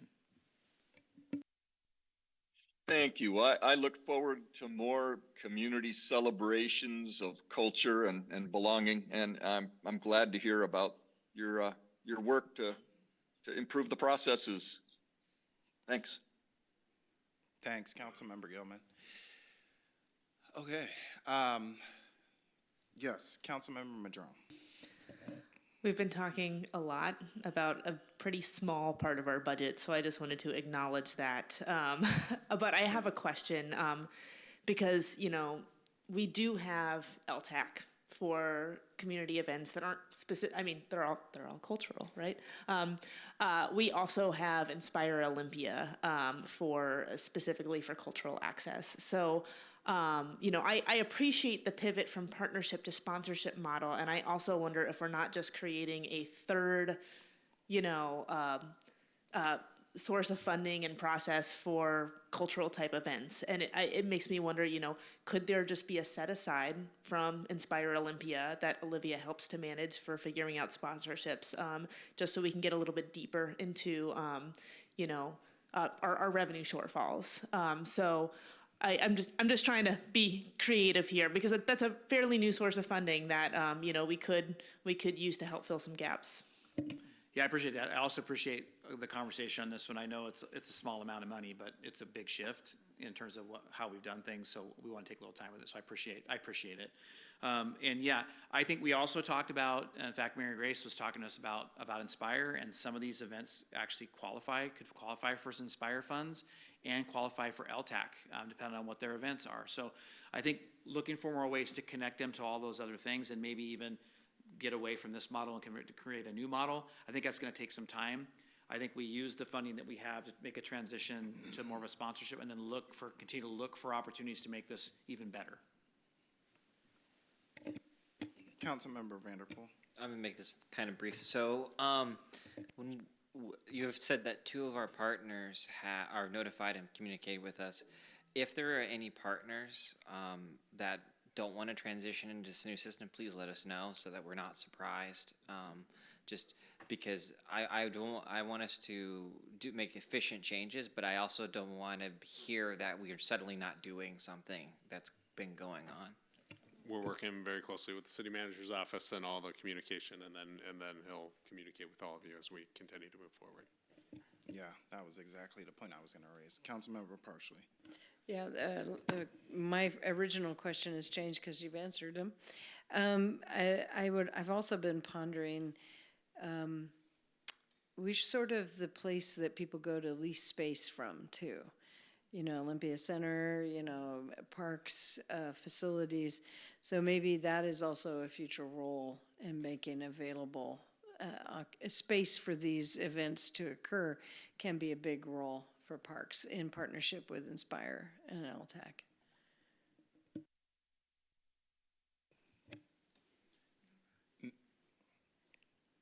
Councilmember Cooper. Yes, thank you, Mayor. Most of what has been said, I agree with. I think it's a good idea. I also want to lift up promotions. That would be the part I wouldn't want to make sure is like there's a set of in-kind services that come with the sponsorship where we're promoting the event like it were our own, and you know, can they, you know, use the tents but set them up, right, so that our staff don't have to, but then they don't have to go out and buy a whole bunch of tents, right? I also, just thinking ahead as you evolve this, I want to make sure that we don't create a circumstance where you have to be a business with insurance to have a celebration in a park. Yeah. And so can the city's risk management and the city's insurance cover an event that we're partnering with in a city facility or on city property? You know, those are the kinds of questions I would want to think through before I let out, you know, money in the new model.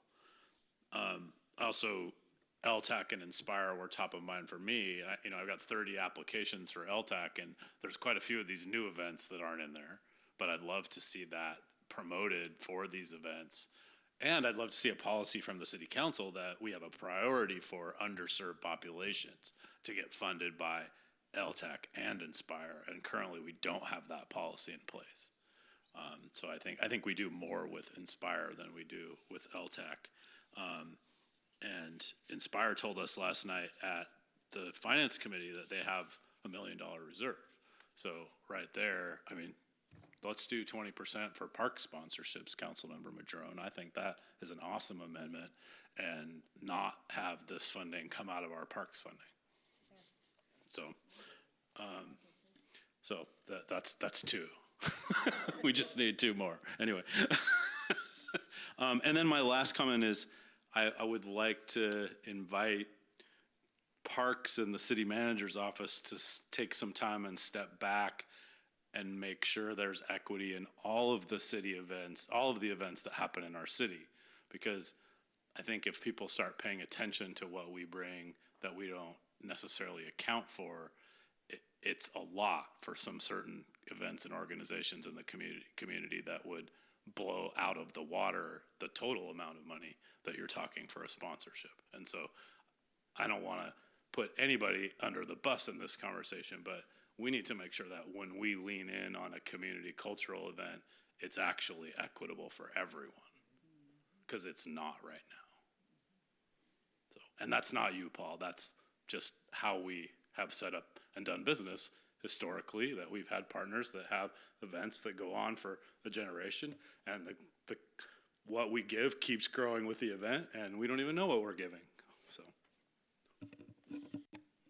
thank you. Mayor Pro Tem Nguyen. I will try my best not to go long on this one. Clearly, we have more conversation here. I'm so glad to hear that there's a lot of care and thoughtfulness around the room right now. Even virtually, Councilmember Gilman, I see you. Yeah, I'm really happy. I was getting a little nervous there for a second, but I'm happy to hear where we're starting to come around. And also acknowledging that it's a transition period. Well, we don't even have everything worked out yet, and then we can transition.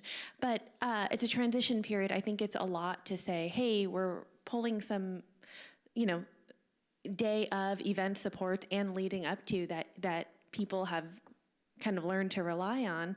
And then if we were to, I'm all about efficiencies, People first, though. But then if we, lump them into LTAC or Inspire, and then it's like, okay, your events now have less staff and you have all this bureaucracy to make it through. Good luck. And it's not the same. The cultural events and the organizations putting them on is not the same. It's not another theater. It's not a school asking for a program. It's very, very different. So love the understanding that it's transitional. And then also, I'm very interested in the ideas that you shared, Councilmember Cooper. Anyways, happy to have more discussion later. Thanks. You have a response? Well, I was just going to say, the other thing Debbie and I were just chatting aside is, is to maybe, because I know the hour's late, is we can also bring this to community livability and kind of shape a little bit more and put a little more meat on the bones of this proposal and and answer some of the questions. And then, we've got some time. I mean, we got an event coming up soon, and probably in February-ish. And that'll be probably on a similar model, but we've got some time to work through this. And so we really just wanted to float it as a concept to see if it was a heck no, or, we're open to some more conversation. It sounds like you're open to some conversation. So if you're okay with that, we'll regroup and bring it through community livability. Yes. I'm also interested in what Councilmember Madrone and Councilmember Cooper seconded. I'm interested in that idea. Yep. I think many of the points I was going to make was already expressed, so I'll just leave it at that. But have we assessed the actual interest of these potential sponsors? Like, do we know that they are interested in actually sponsoring these events?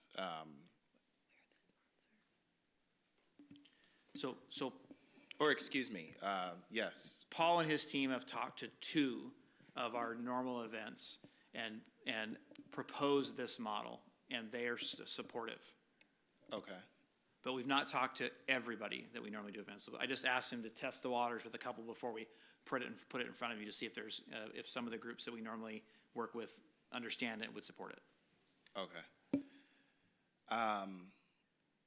Yeah, I appreciate you being thoughtful about this. I'm intrigued, but I just want to keep the doors open, because I think Councilmember Vanderpool said it about if there's a shift in some way and suddenly there is no longer an event, that has real impacts for people in our community. And so we want to make sure that we're keeping track of that and watching out for that as we shift our approach. So that's all. Thank you. Okay, thanks for that. I think Kelly's going to bring me back up. Okay, I'm also recommending some reductions and realignment in the Community Planning and Development Department.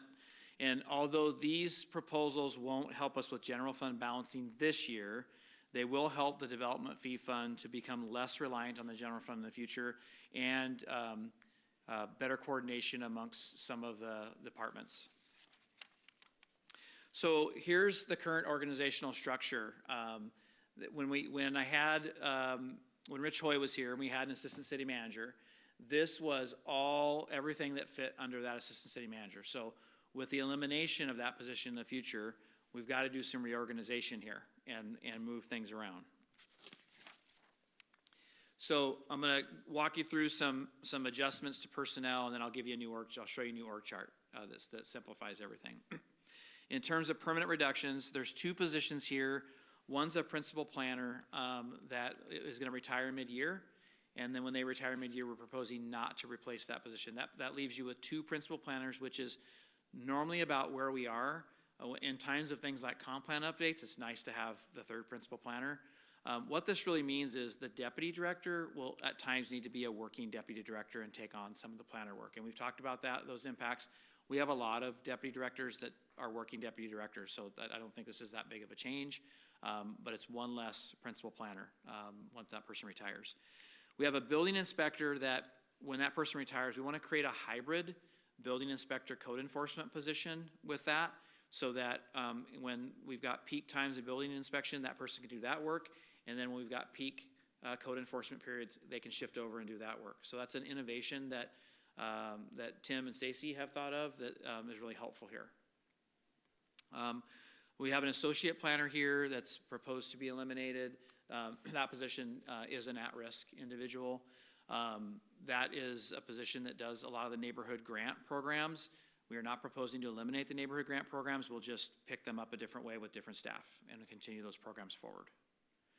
I'm also proposing, we've talked a lot about this as a staff, reducing the number of hours that were open in the lobby, which would lead to an elimination of one customer service position if we did that.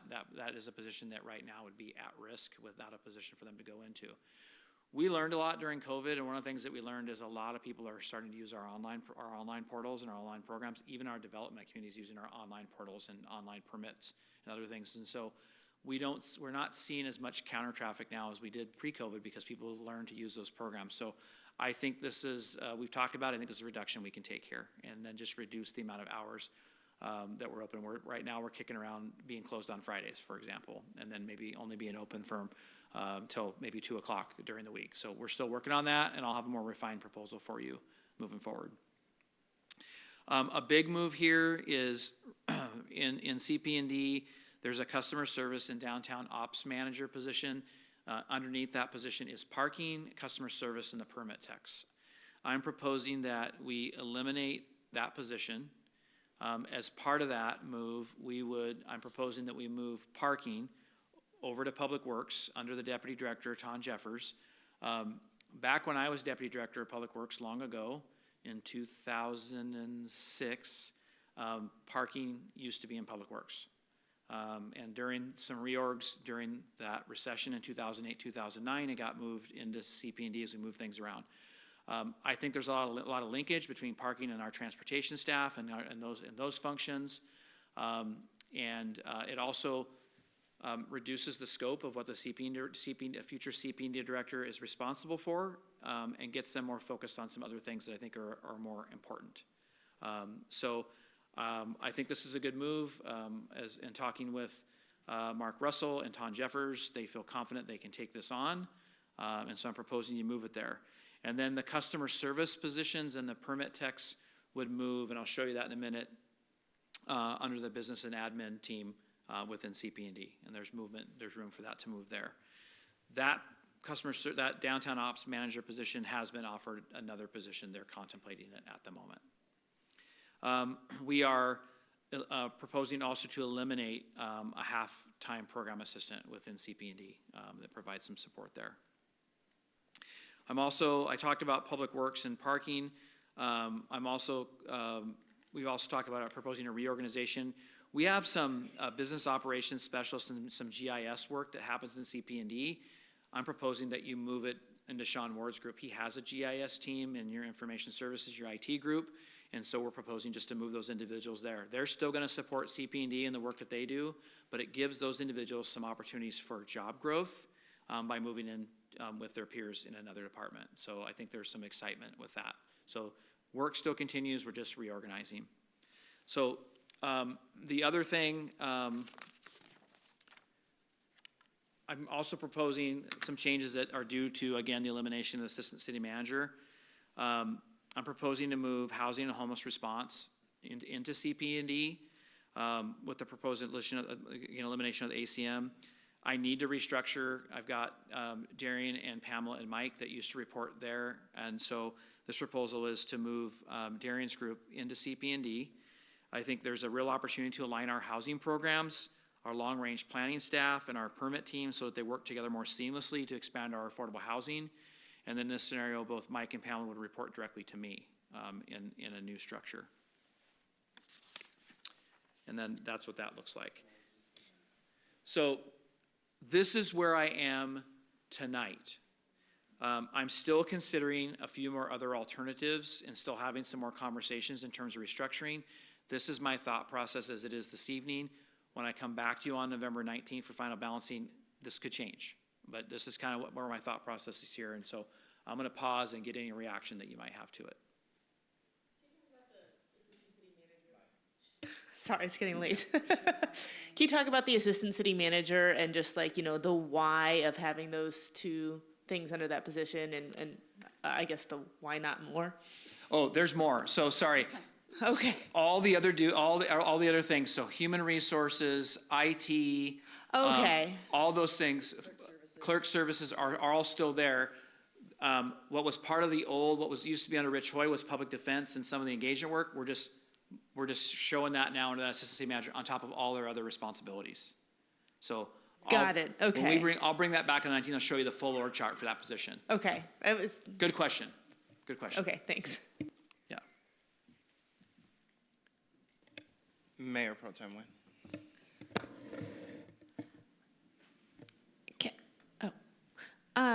There were some color differences. Some of them are gray. Is there a reason for that? Yeah, the gray boxes were what used to be under Rich Hoy. Oh, in okay. what we call the OCV, Office of Community Vitality. And so we're just showing you where those positions, so 2 of them report to me now, and then 2 of them move to Stacy. Okay, and then for next year, there will be I'm just making this up, special assistant to the city manager? No, there'll be, so for next year only, I'll have 2 assistant city managers. Oh, okay. Stacy moves into what traditionally has been Debbie's role, which is more of the internal operations of our city. Debbie moves into a role to help us get community oversight of law enforcement, for example, across the finish line, and to take on some other special projects. Priority-based budgeting is one of them. And then once Debbie retires, I'll eliminate that position permanently, and we're just down to 1. Oh, assistant. okay. Yep, Debbie's gonna clarify something. The one thing, the COLE and the SJEC, that is just to recognize that that's a new enhancement, that's a new position underneath the assistant city manager. It didn't used to report to Right, Troy. that's Yeah. that, it didn't used to report to Rich. That one's a new one. Yeah. Thank you, Debbie. Okay, thank you. Good there? Any other questions? Councilmember Cooper. Yeah, I just want to say again what Councilmember Drone said. This is too many direct reports for the city manager. So I know that this is what you're doing the best you can with what you have right now, but it's definitely something I'd like to see you try to reduce if you can. Yeah, I appreciate that. I don't make this reduction of assistant city manager easily. I think I said in finance, I'm kind of mourning it a little bit because it's provided some structure that helps us get things done a different way. But when I weigh that up against things like frontline public safety staff, I can't prioritize that over this. And so, yes, this means I've got to take on some more, but there's a lot of directors and other positions that are also taking on a bit more, within a restructure. And so I'm not immune to that. And I also think that making hard decisions has to start in my office. But I appreciate that, and I will work at it. One of the things that Councilmember Gilman said in finance, which I really appreciate him saying, is I keep saying permanent, right? Well, they're only permanent until we say they're not, right? And just because we're letting go of an assistant city manager now doesn't mean that in the future we can't try to find a way to get it back, right? And try to find a way to restructure, especially if we find that this is overwhelming. I might have to come back and we might have to make different decisions. So I think this is where we are for now, and we'll see how this goes. And I'll continue to look for ways. It's not lost on me that I have a lot of direct reports, and I want to make sure the work flows. Councilmember Parsley, followed by Mayor Pro Tem Nguyen. This is sort of a pin to put in place for the future, that we're keeping track, and I know I've said this in finance, we're keeping track of, should we go back to the community with a recommendation that we need to look at alternative revenue streams, that we're keeping a pin in what a structure would look like that would help you, so that we have an adequate predicted budget. Yeah, and I'm going to talk about revenue here in a minute. Mayor Pro Tem Nguyen.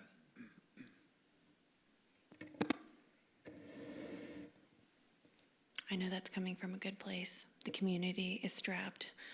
They don't want to spend any more money. Anywho, I'm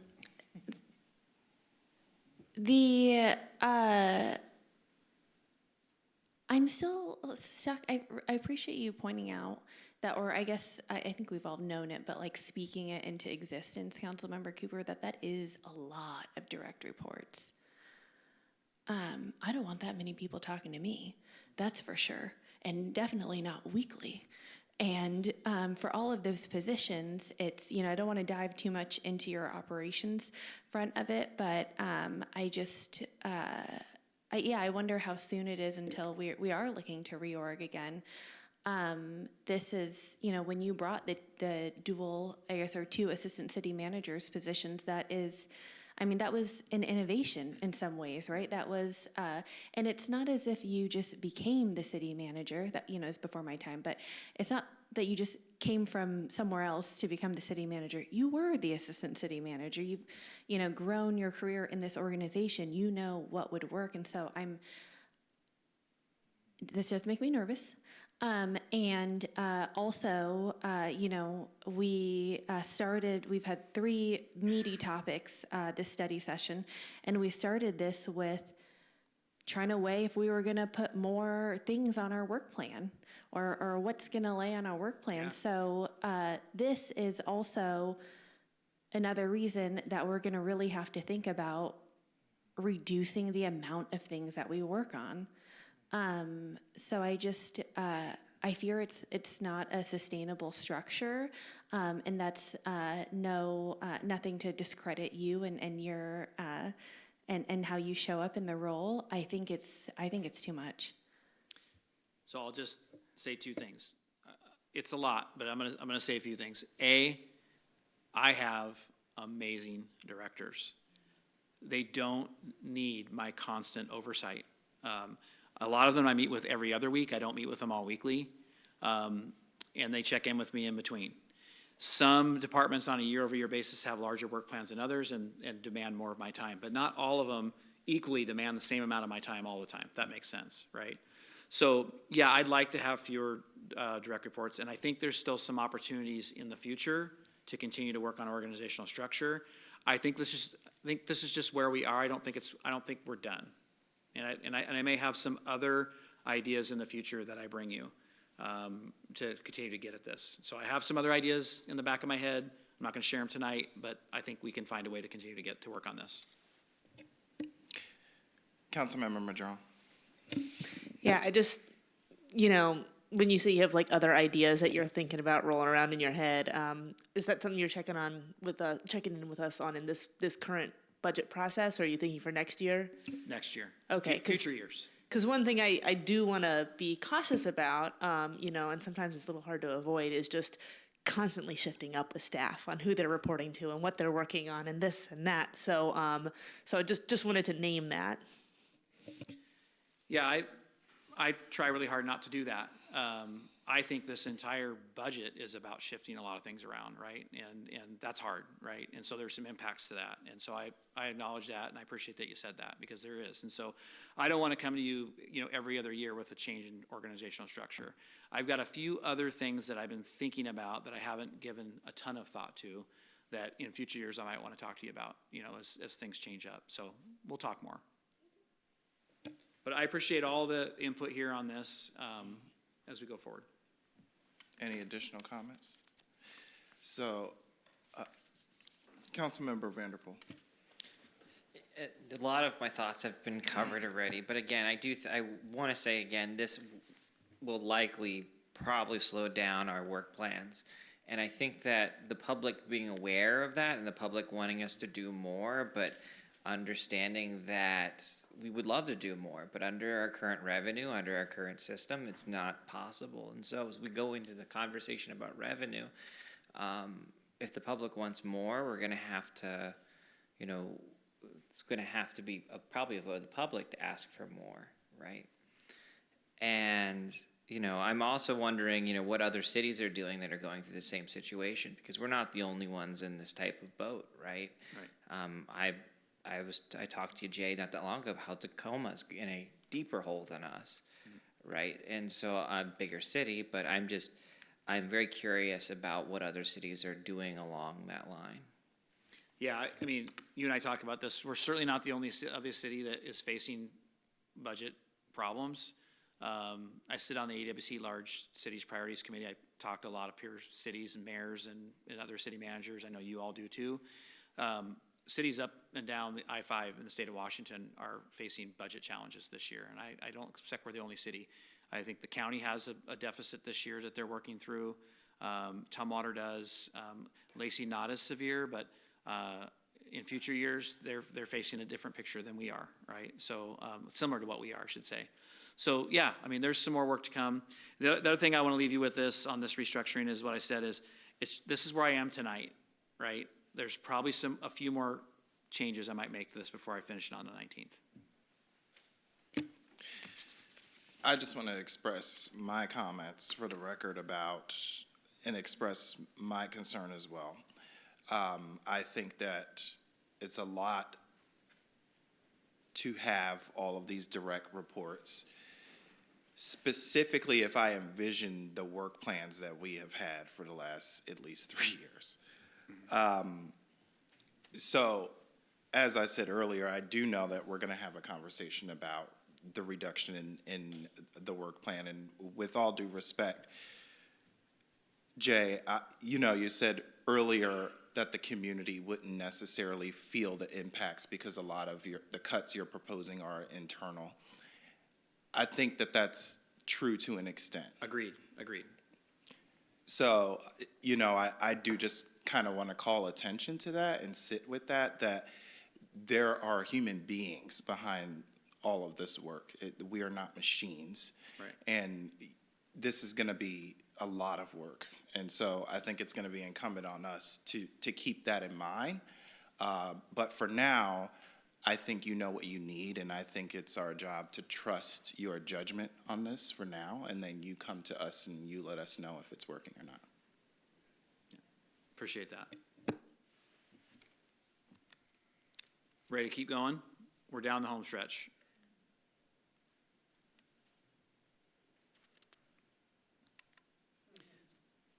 So this is what your development fee fund looks like. Make sure I got that. This is if we make these changes. So the green line is, the blue line is revenues, and the red line is expenses without reductions, and the green line is if you make these reductions, what you see is we start to become a more sustainable development fee fund.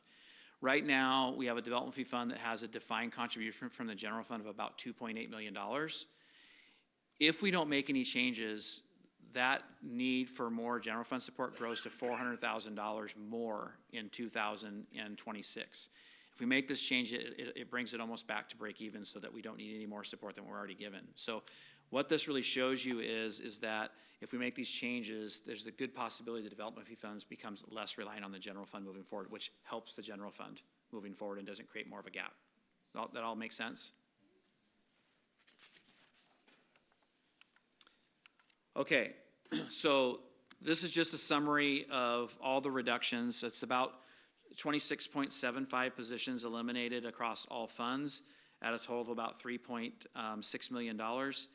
And then we talked about the assistant city manager. So in 2026, there's the other assistant city manager position gets reduced along with some other vacancies that are created mid-year. So we've already kind of booked $500,000 worth of savings towards next year, towards 2026. So I just want to point that out. And then impacts. As I stated earlier, there are impacts felt internally. I do appreciate that comment, Mayor, that if our work plans are reduced, the community does see that, right? The community will see less work happen potentially at a pace that they may want to see it too with some of this. The top one I have on here, I talked about at the beginning, is just morale. It's hard to go through things like this without it taking a bit of a toll on staff, and including your city manager. It's just tough. It's tough to have these conversations. It's tough to be here.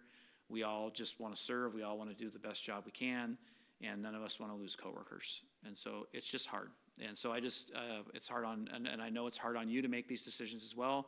So the morale affects all of us. And so I just want to call that out as kind of a big thing. It's heavy. Impacts range from delays in equipment replacement to longer lead times for things. It may lead to us needing to lean on consultants more within the department. So where they may have got some financial analysis from the finance department, they may need to hire a consultant to help them do some of that work. That's an impact for some departments. You mentioned the changes within the city manager's office. There used to be me, 2 assistant city managers, and the office of OPI, which had three people in it. Any project that didn't land in another department landed there, and you had all those resources to work on those. Now it's down to eventually me, Stacy, and one other person, right? 3 of us to do that work. So that's impactful. So the community will see that, council will feel that through your work plans moving forward. Then admin support, delays in workflow. We have some other union discussions on lead worker responsibilities to help with some of these changes in public works. We talked about event support. We've got parking transition to new leadership. That's a transition that will need to happen. Communication and social media.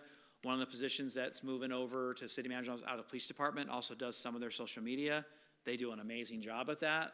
So we want to try to find a way to limit that impact and maybe see if we can do a little double duty there. We're still working through some of those things. And then we talked about parks event supports. One of the things I talked to employees about this morning that we're kind of talking about here is I'm not asking them to do more with less. As we look at these reductions, and I've talked to the department directors, we're going to look at how we do work differently. Things will slow down, things will be done differently. The work will still get done, but we're not going to ask employees to keep the same pace with less people. So that is a point I've made clear with department directors, because that's not fair to our employees that are here. So we're going to do work differently based on these reductions.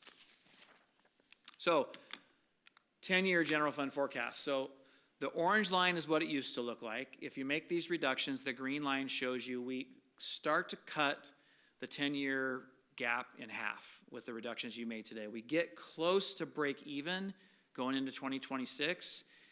Again, without new revenue streams or further reductions, it does start to grow again, but it doesn't grow at the same rate it did before. So really, what I really want you to see here is we're making progress towards our 10-year forecast. We've got more work to do, but we're making progress. What would that line look like if the property tax cap is not 1%? It doesn't change dramatically, and here's why. So 1% in property, a 1% increase in property tax gets us about $250,000. So if the tax cap went from 1% to 3%, we gain about $500,000. So it helps us for sure. We want the legislature to take that action. We want the revenue. We need it, but it won't dramatically change that when you're still looking at another $3.5 million you may need to reduce in the future or find new revenues for. Yeah. But Okay. it's an impact. Over 10 years, it's still $7.5 million. Yes, 100%. Okay. All right. Thank you. So is that still the case with the proposal that it's 3% tied to inflation? That still remains the case? It still remains the same. Okay. Yeah. We gain about $500,000 if that happens. And we want it. We absolutely need it. We want it. But one of the things that we talked about with at AWC, Large Cities Priorities, is to make sure the legislature doesn't see this as the be-all, end-all of fixes for cities. It's helpful, but it is not. It's just one little thing that we need, and we need more work on revenues.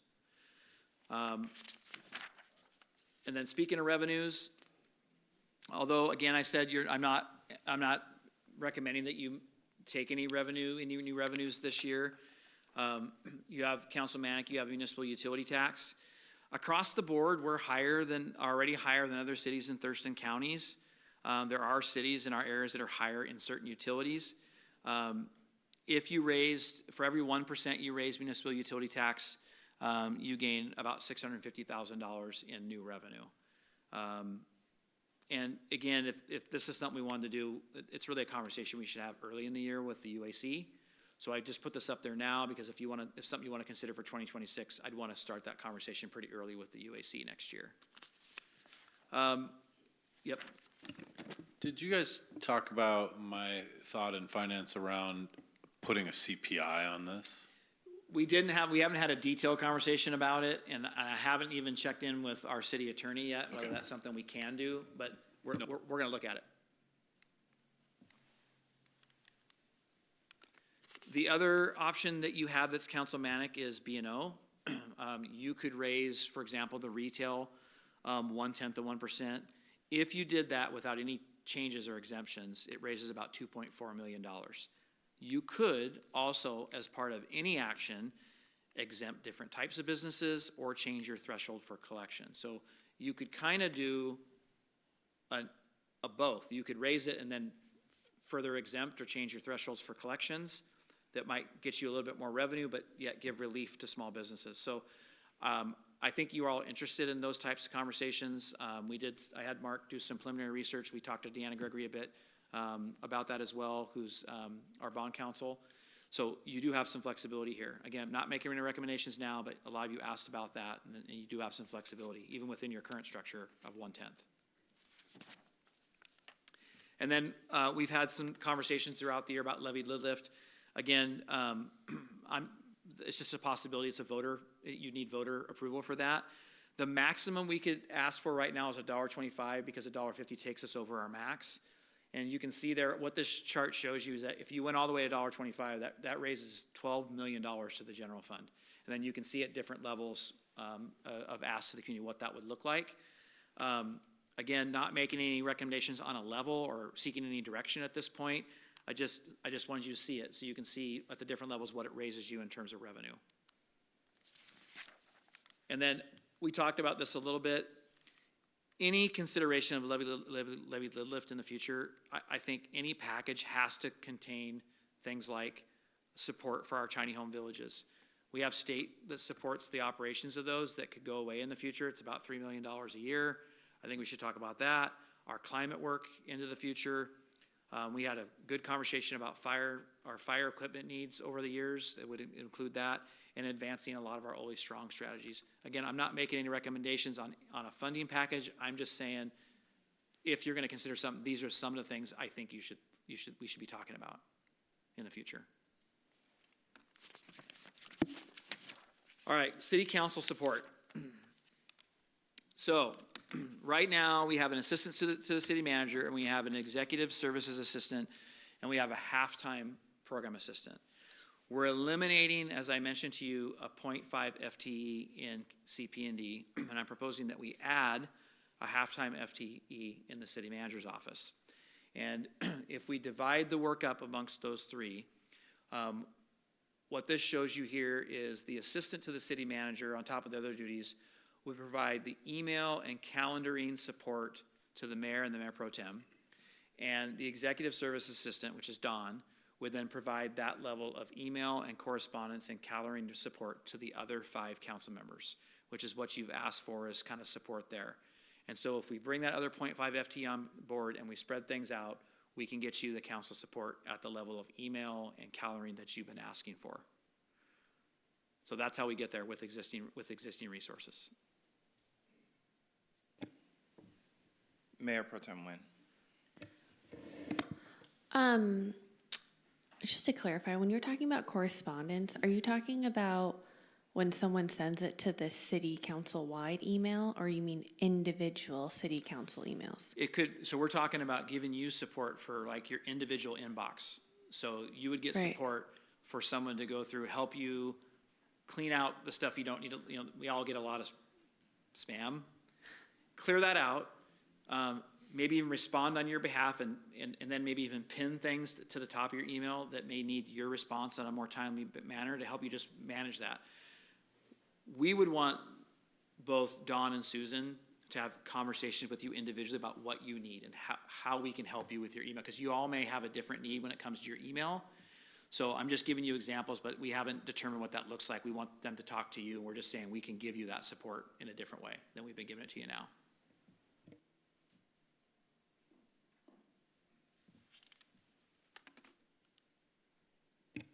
We good there? Well, I was going to say, while you're pondering on that, I have some thoughts.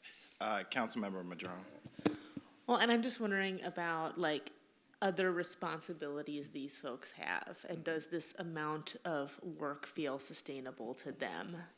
Yeah, and I can let Debbie and Stacy jump in here too, because Debbie and Stacy and Dawn and Susan got together as a group to put this proposal together. So maybe I'll offer it up to Debbie or Stacy if either of you want to chime in. I'll chime in, and Susan's not here, but we sat down and we took a look at all of the responsibilities. There's a couple things I'm paying attention to. One is the youth council liaison for Susan, and what will that level of support be? So Stacy and the other program assistant, we're kind of looking at that to see what that's going to look like. So that's one area that I'm thinking about. But I talked to Dawn about this just the other day, and she feels comfortable with it. There's going to be some transition. Dawn does all of the advisory boards, committees, and commission support for Kelly with the recruiting and the onboarding, and that is a big body of work over a short period of time. So it peaks and goes down. So we'll be paying attention to that as well. Yeah, and one thing, I see like council meeting logistics listed there. That includes like ensuring that our meetings are noticed as appropriate, especially I'm thinking of like special meetings that aren't Yes. on our regular calendar. Yeah, so Susan does a lot of that with support from Dawn. What Dawn helps with is like setting up, like logistics of setting up for meetings, helping us do that level of work. Dawn helps us there. Can I add one more thing? Yep, of course. The other thing we're looking at is, this is a little bit in the weeds, but we're looking at a lean process improvement in terms of how we do the, set the council agendas, doing the meeting packets. Is there a more streamlined way to do that work? Because it's very hands-on, paper intensive. So we're, in mid-November, we're going to be taking a look at that to see if there's other ways that we can get the work done more efficiently. I just want to say thank you for putting your heads together on this, but I do have to just call out that I'm looking at this and I still just feel like it's not ideal. And I know that you say that you can handle it, and I trust that you will do that, but it's not ideal. It's a significant amount of work to support us. And in another scenario, we would have additional support for these positions. And I hope that that our community can actually see that as the communities grows, these needs grow as well. And I just think that we're at a moment where I think each of us feel a sense of responsibility of making things better internally for future council members. And so this feels like it's getting in the way of that a little bit. So I'm just sitting with that because these jobs are hard and your jobs are hard. And so I just wanted to lift that up and say that I appreciate you for thinking about this. And just lift up and acknowledge that it's a lot of work. Councilmember Madrone. That's kind of what I was getting at with my question there. And I think, in an ideal world, and, maybe this is like a stopgap for us to talk more about it, but I think in an ideal world, there is a dedicated staff member. Because one of the things that, language matters. Assistant to the city manager, executive services, program assistant. None of that says city council support, at least in the title. So, and I know there used to be positions within the city where there was somebody whose job it was to be the support for the city council. I think it was council secretary back in the day. And I think that's a position that was lost when there was a big budget crisis in 2008, if I recall correctly. And so, I just, one of the things I think that we've all noticed is that when folks are spread thin, mistakes get made, and they're mistakes. Nobody's doing anything wrong. It's just they got too much on their plates, and so that's just one of the things that's coming up. As I just look at a lot of responsibilities spread across 3 people who are going to need to be communicating really, really well. That's why I asked the question, like, well, who's making sure meetings are noticed? Who's doing this? Who's doing that? There's just a lot that can get missed. And sometimes that can lead to big ramifications because, for government. So this is a proposal subject to your direction, right? So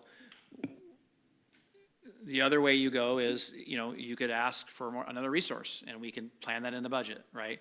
So what I brought you is a proposal that works within the resources we have, but you're not limited to that, right? So I think we feel good as a staff about our ability to address your email and some other things. And we may try this, and then we may be back here again next year saying, hey, we need even more resources than we have. So we could look at it one of two ways. We can move this direction and try this in this upcoming year and see how it goes and see how it works. Or if this isn't satisfactory to you, then we can look at adding another resource in the city manager's office. It changes your budget projection. It would take us from 3.9 in the deficit to 4 point something, or we'd have to reduce somewhere else. But if that's the direction you want to go, then I can listen to that and go work on that. Mayor Pro Tem Nguyen.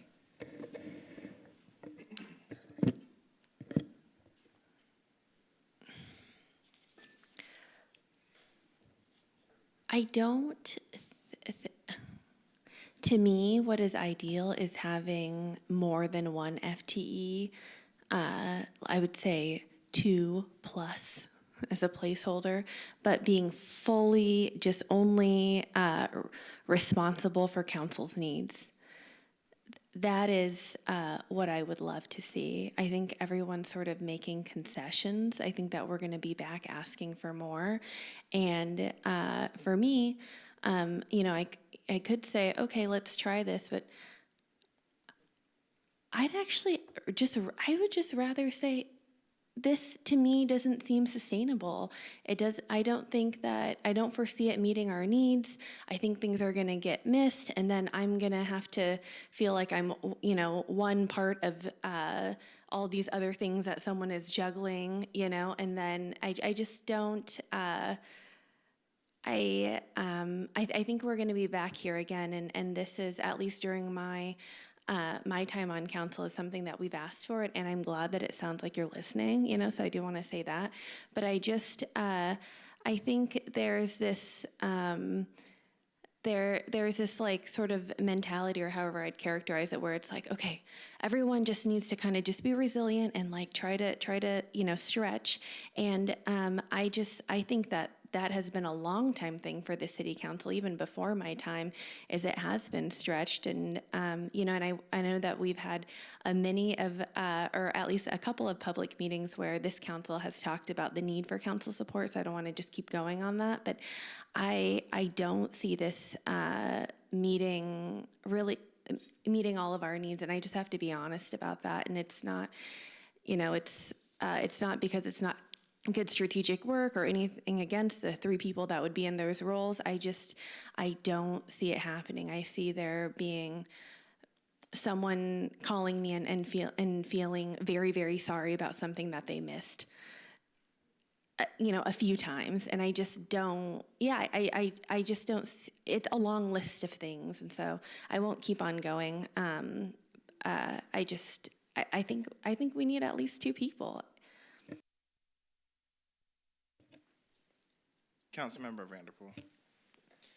I would like to also echo a lot of what I'm hearing. I mean, I wonder, as we're looking at some of these revenues in the future, I'm wondering if any of these revenues increase in the city, if that could be tied to us getting permanent support.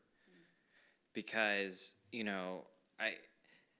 it's crazy because the issues keep growing and our responsibilities as a council continues to grow, but yet our support has at the same level as part-time, but also at a point where it is becoming more and more full-time for us. And we really do need that support. And so, just wondering how that would tie into any other revenue in the future. Councilmember Madrone. I was just going to make a proposal so we could kind of like move on from this and maybe go to bed at some point tonight.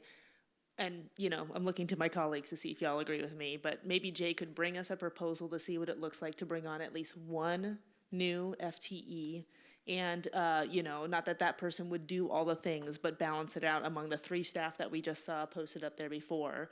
And consider it like a phasing in of what we need for council support. Looking at 1 new FTE next year, and what those responsibilities would look like between a new person and the 3 folks you identified, and then put that in front of us next time we talk about the budget, and we can decide then whether that's an investment that we think we want to make, cutting into, reserves a little bit more. Councilmember Parsley. I think you guys probably know what I'm gonna say.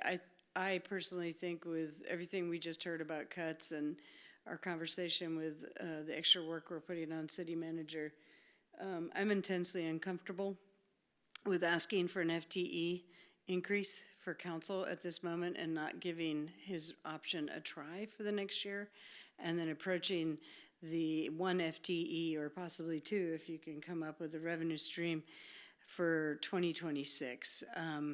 It's a comfort level because we just heard about 17 jobs permanently going away. I'm struggling with that, that's all. Councilmember Cooper, followed by Councilmember Gilman. Thank you, Mayor. This is a hard one. I think, I don't know, what are we at, 150 plus years? I don't remember. 1859, right? So 165 years we've been doing this. We used to have 3 council members. We've had 7 since the 80s or longer maybe. But there was 2 FTEs that supported staff, the council and the city manager just before I got here. And it was really administrative. And I think that's the approach that the city manager brought to us. I'm with you, Councilmember Parsley. Like, let's give it a shot and see what it does provide, and then look for outcomes and expand. I think it's all on us already if we miss emails. And so anything would be an improvement. But the thing that's not on that chart is the thing that costs us the most time and money and slowdown is when we have harebrained ideas and we don't have somebody that actually help us flush them out and turn them into a policy proposal. And they get stuck in committee because we don't have that kind of resource. And we tried one version of that in my time where we went out to RFP and put some consultants on staff, 100, 150,000, something like that. We chose two firms that worked with city councils. It didn't quite work out because of our needs at the time.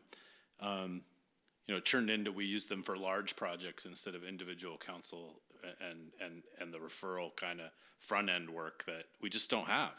And every time we come up with an idea, we distract from the day-to-day work that we need to be doing to serve our constituency.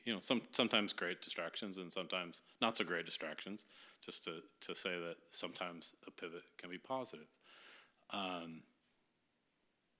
We need 7. This year isn't the year to talk about it. And so I appreciate the city manager's approach, and I'd support it. If we're going to be talking about any new FTEs at all, we start with an assistant city manager, in my opinion, and the infrastructure of keeping the Office of Performance and Innovation together. Those are the things that would support the city council's work the best in the long term. And I get it. I get what you all are asking for.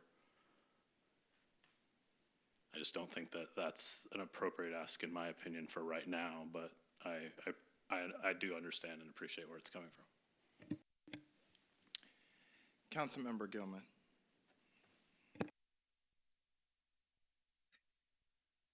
Thanks. So I agree with the colleagues who've called for a dedicated staff person to council, and I would be willing to support Councilmember Madrone's proposal, or if there's something else that people imagine. But I both understand the budget situation we're in, and I also understand that it's almost 500 employees, and we don't have one who's dedicated to council. And I both appreciate the good people who are named in this plan, and also know the the creep that happens with also serving the executive, city executive's office, and being on other projects. So that's all. Just that I agree with this request to come back with a proposal for some council specific support. Thank you, Councilmember Gilman. And yeah, you can add a number 100 to those number of employees, 600, and not one. City Manager Bernie. Getting closer to 700. So a couple things. One is, please don't take this proposal as us not trying to be thoughtful about your needs. We, in our office, we care about the 7 of you, and making sure you are taken care of. It's a big part of our job in the city manager's office, is to make sure you have everything that you need to be successful in your roles. Most of you have, I think all of you have day jobs on top of the work that you do. So we totally know the pinch that you're in day to day with the work that you're doing. So let me go back. I think I've heard from the majority of trying to find a position here that can be dedicated to council. Let me work that between now and final budget balancing on November 19th. As I mentioned, a lot can change and shift. We may pick up $100,000 in revenue between now and November 19th, and that could help pay for that position, right? A lot of things can happen. The other thing we were just talking about is we might even have an at-risk person that could go into this position. So it could actually save a job too. So could be a double benefit here. So I'm hearing the feedback. Let me go work this. I appreciate you guys giving me feedback on it, and we'll keep working at it. Councilmember Madrone. Yeah, what Jim was saying sparked a thought in me. Like, I personally don't want, I don't know how we would equitably share staff unless there's 7 of them and each of us have a dedicated staff member, which is obviously not happening. If we shared 2, I don't know how we would equitably share those staff resources among us if it's all about figuring out somebody to research harebrained ideas for us. So Still, let's not belabor it. My point, though, that you sparked in me that wasn't on that list is we do need more support around referrals. I think if you've got 3 council members working on something together, there's a lot of research that happens. There's and having a staff member that can go to ask, department directors questions, bring information forward, and then also help track the advancement of a referral to completion. I found that to be a lot of work on my end. Like, what's the status of this? Where is it at? And just making sure that things get done. So I'd like that just added to the responsibilities of just support that we need, so that we're a little bit more empowered to advance stuff. And I'll just say, I would much rather have somebody deleting junk mails than doing the policy research I love to do. So it's about freeing up some of our time so that we can dig more into it. But there are some logistical stuff around that where, especially with referrals, that I think that support is needed. Thank you. And City Manager Bernie, I hear. I got you. Yeah, go ahead. Yeah, I got you. I mean, I'm hearing you. I'm hearing the feedback. Appreciate it. We'll rework this and bring something back to you. Okay? Councilmember Vanderpool, yeah, we're going to wrap up this conversation very soon. Okay. So I want to also agree with that, because you never, you may be in the future where you have council members who don't come from a policy background, who are very interested in getting good work done in the community, who don't know how to, don't have that background, and having that support to be able to understand policy. So the needs will vary depending on council members. So to be equitable, it has to have yes and. So. Okay. Just to put a bow on this conversation, I will just say this. The needs of the Olympia City Council from 1995 to 2025 are vastly different. We have social media, we have emails. You don't just write in on a piece of paper to your city council. Our presence is demanded in so many different community spaces and events. And we are part-time employees. So, yes, and so we're stretched thin, and we all have other jobs and families. And so while we chose to run and be elected to these positions, the reality is that it affects us to the degree to serve our constituents. And so I will just wrap this by saying that council support is community support. Back to you. Okay.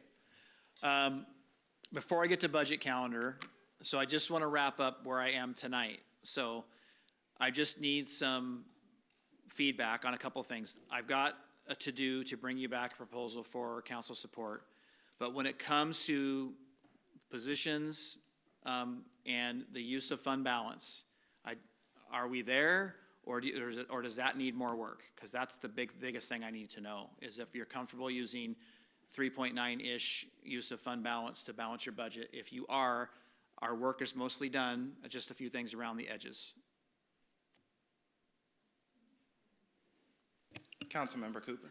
And I know we're not talking about revenue tonight, but I think for me to feel comfortable with that, I need to know how to make the rough outline that you put on the slides tonight turn into something real in 2025. And so how would that work in your mind with the budget as you have it now? So on the levy lift conversation, like, Yes, our trend line shows that we need to fix it, and that's one of our biggest structural opportunities. So we've started a conversation with the community. How do we make that more formal and turn it into, to use the mayor's terms, like leading up to possibly introducing a levy lid lift? yeah, I mean, I think that's a conversation you're also going to have about work plan next year and all that. We also still have to come back to you. We've done, as you know, we did some survey work, and we're buttoning all that work up to give you some good intel on that. We need to share that with you as well too, so you can kind of see what that looks like. Although I gave you some categories of things as I've talked to staff and we've had a conversation about what should be in a package, I haven't put numbers to it at this point in time along that spectrum of things. It's probably in the $7 million range at least to put a package together that really gets at fire reserves and those types of things, really fully funds your climate program, gets at the potential loss of revenue in some of our tiny home villages housing programs, and gets at that in a meaningful way. It's probably close to that, but I haven't modeled that yet. So are you asking me I'm just trying to get some direction. If you're asking me to model something, because I don't think it'll affect our I don't know if I need you to model, but okay. I need you to ask us maybe when we do balancing if we want to take it to the next step or the next level. I got you. Like, does that sound right? Like, do we want to move forward with this idea? Thumbs up or thumbs down in 2025? And then to the conversations earlier tonight, then do the staff work rather than doing it before you know if we want you to or not. Yeah, is this alive or dead, right, in terms of moving forward? And then if it's alive, then we can talk about process and what that looks like. What's the community conversation look like? How do we put a proposal together? That makes sense. So thanks for the clarification. Thank you. That's what I came for tonight. Okay. Councilmember Parsley. Does, I agree with Councilmember Cooper on that one. I think we need to be more upfront about what we are potentially going to need and then build the messaging. We've learned that lesson when we did something else in the last 2 years. But is your modeling not just what we're going to need at the moment? Say we did go to a levy, not saying we are. For the first few years, it's going to meet capacity, but are you looking in your modeling for the next 10 years?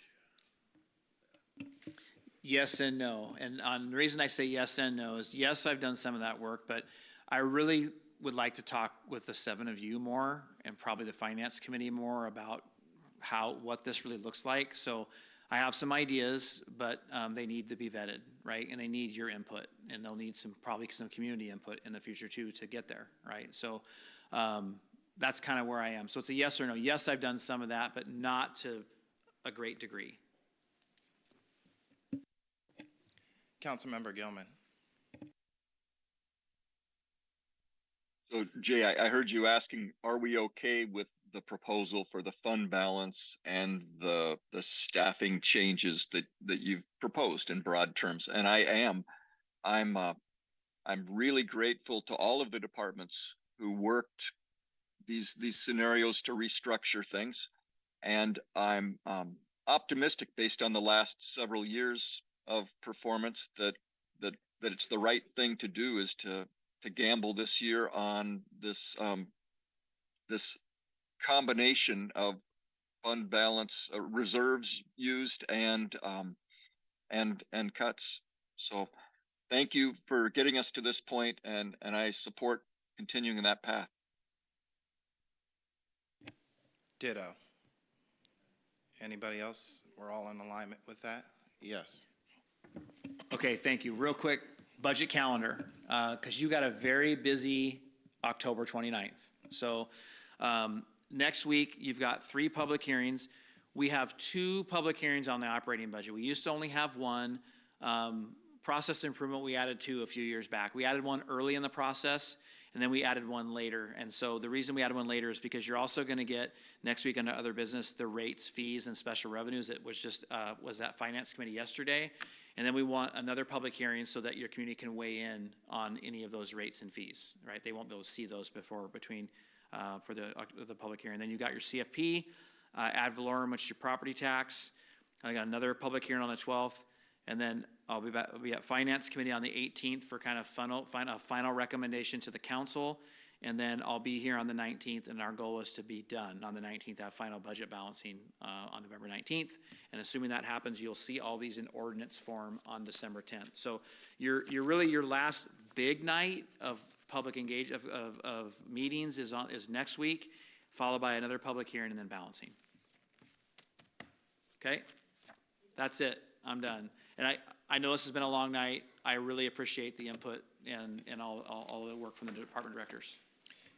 And we thank you. And I really just want to take a moment to thank everybody on the western side of the chambers right now. Everybody in this room, all of you, thank you for sticking with us through the night for this meeting. Thank you for being here.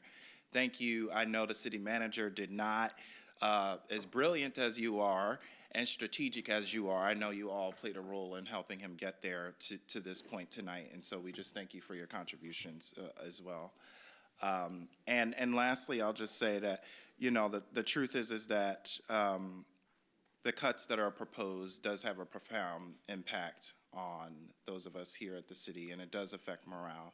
And those positions provide a sense of purpose, identity, and dignity for people. And so just sitting with that as we leave here tonight, understanding that this is part of what makes public service very challenging. And so I just thank you all for your commitment to the city of Olympia, and I hope our community can see that after 4.5 hours of deliberation tonight, how dedicated the people are who serve this community. So with that, with no further business before the Olympia City Council, we're adjourned.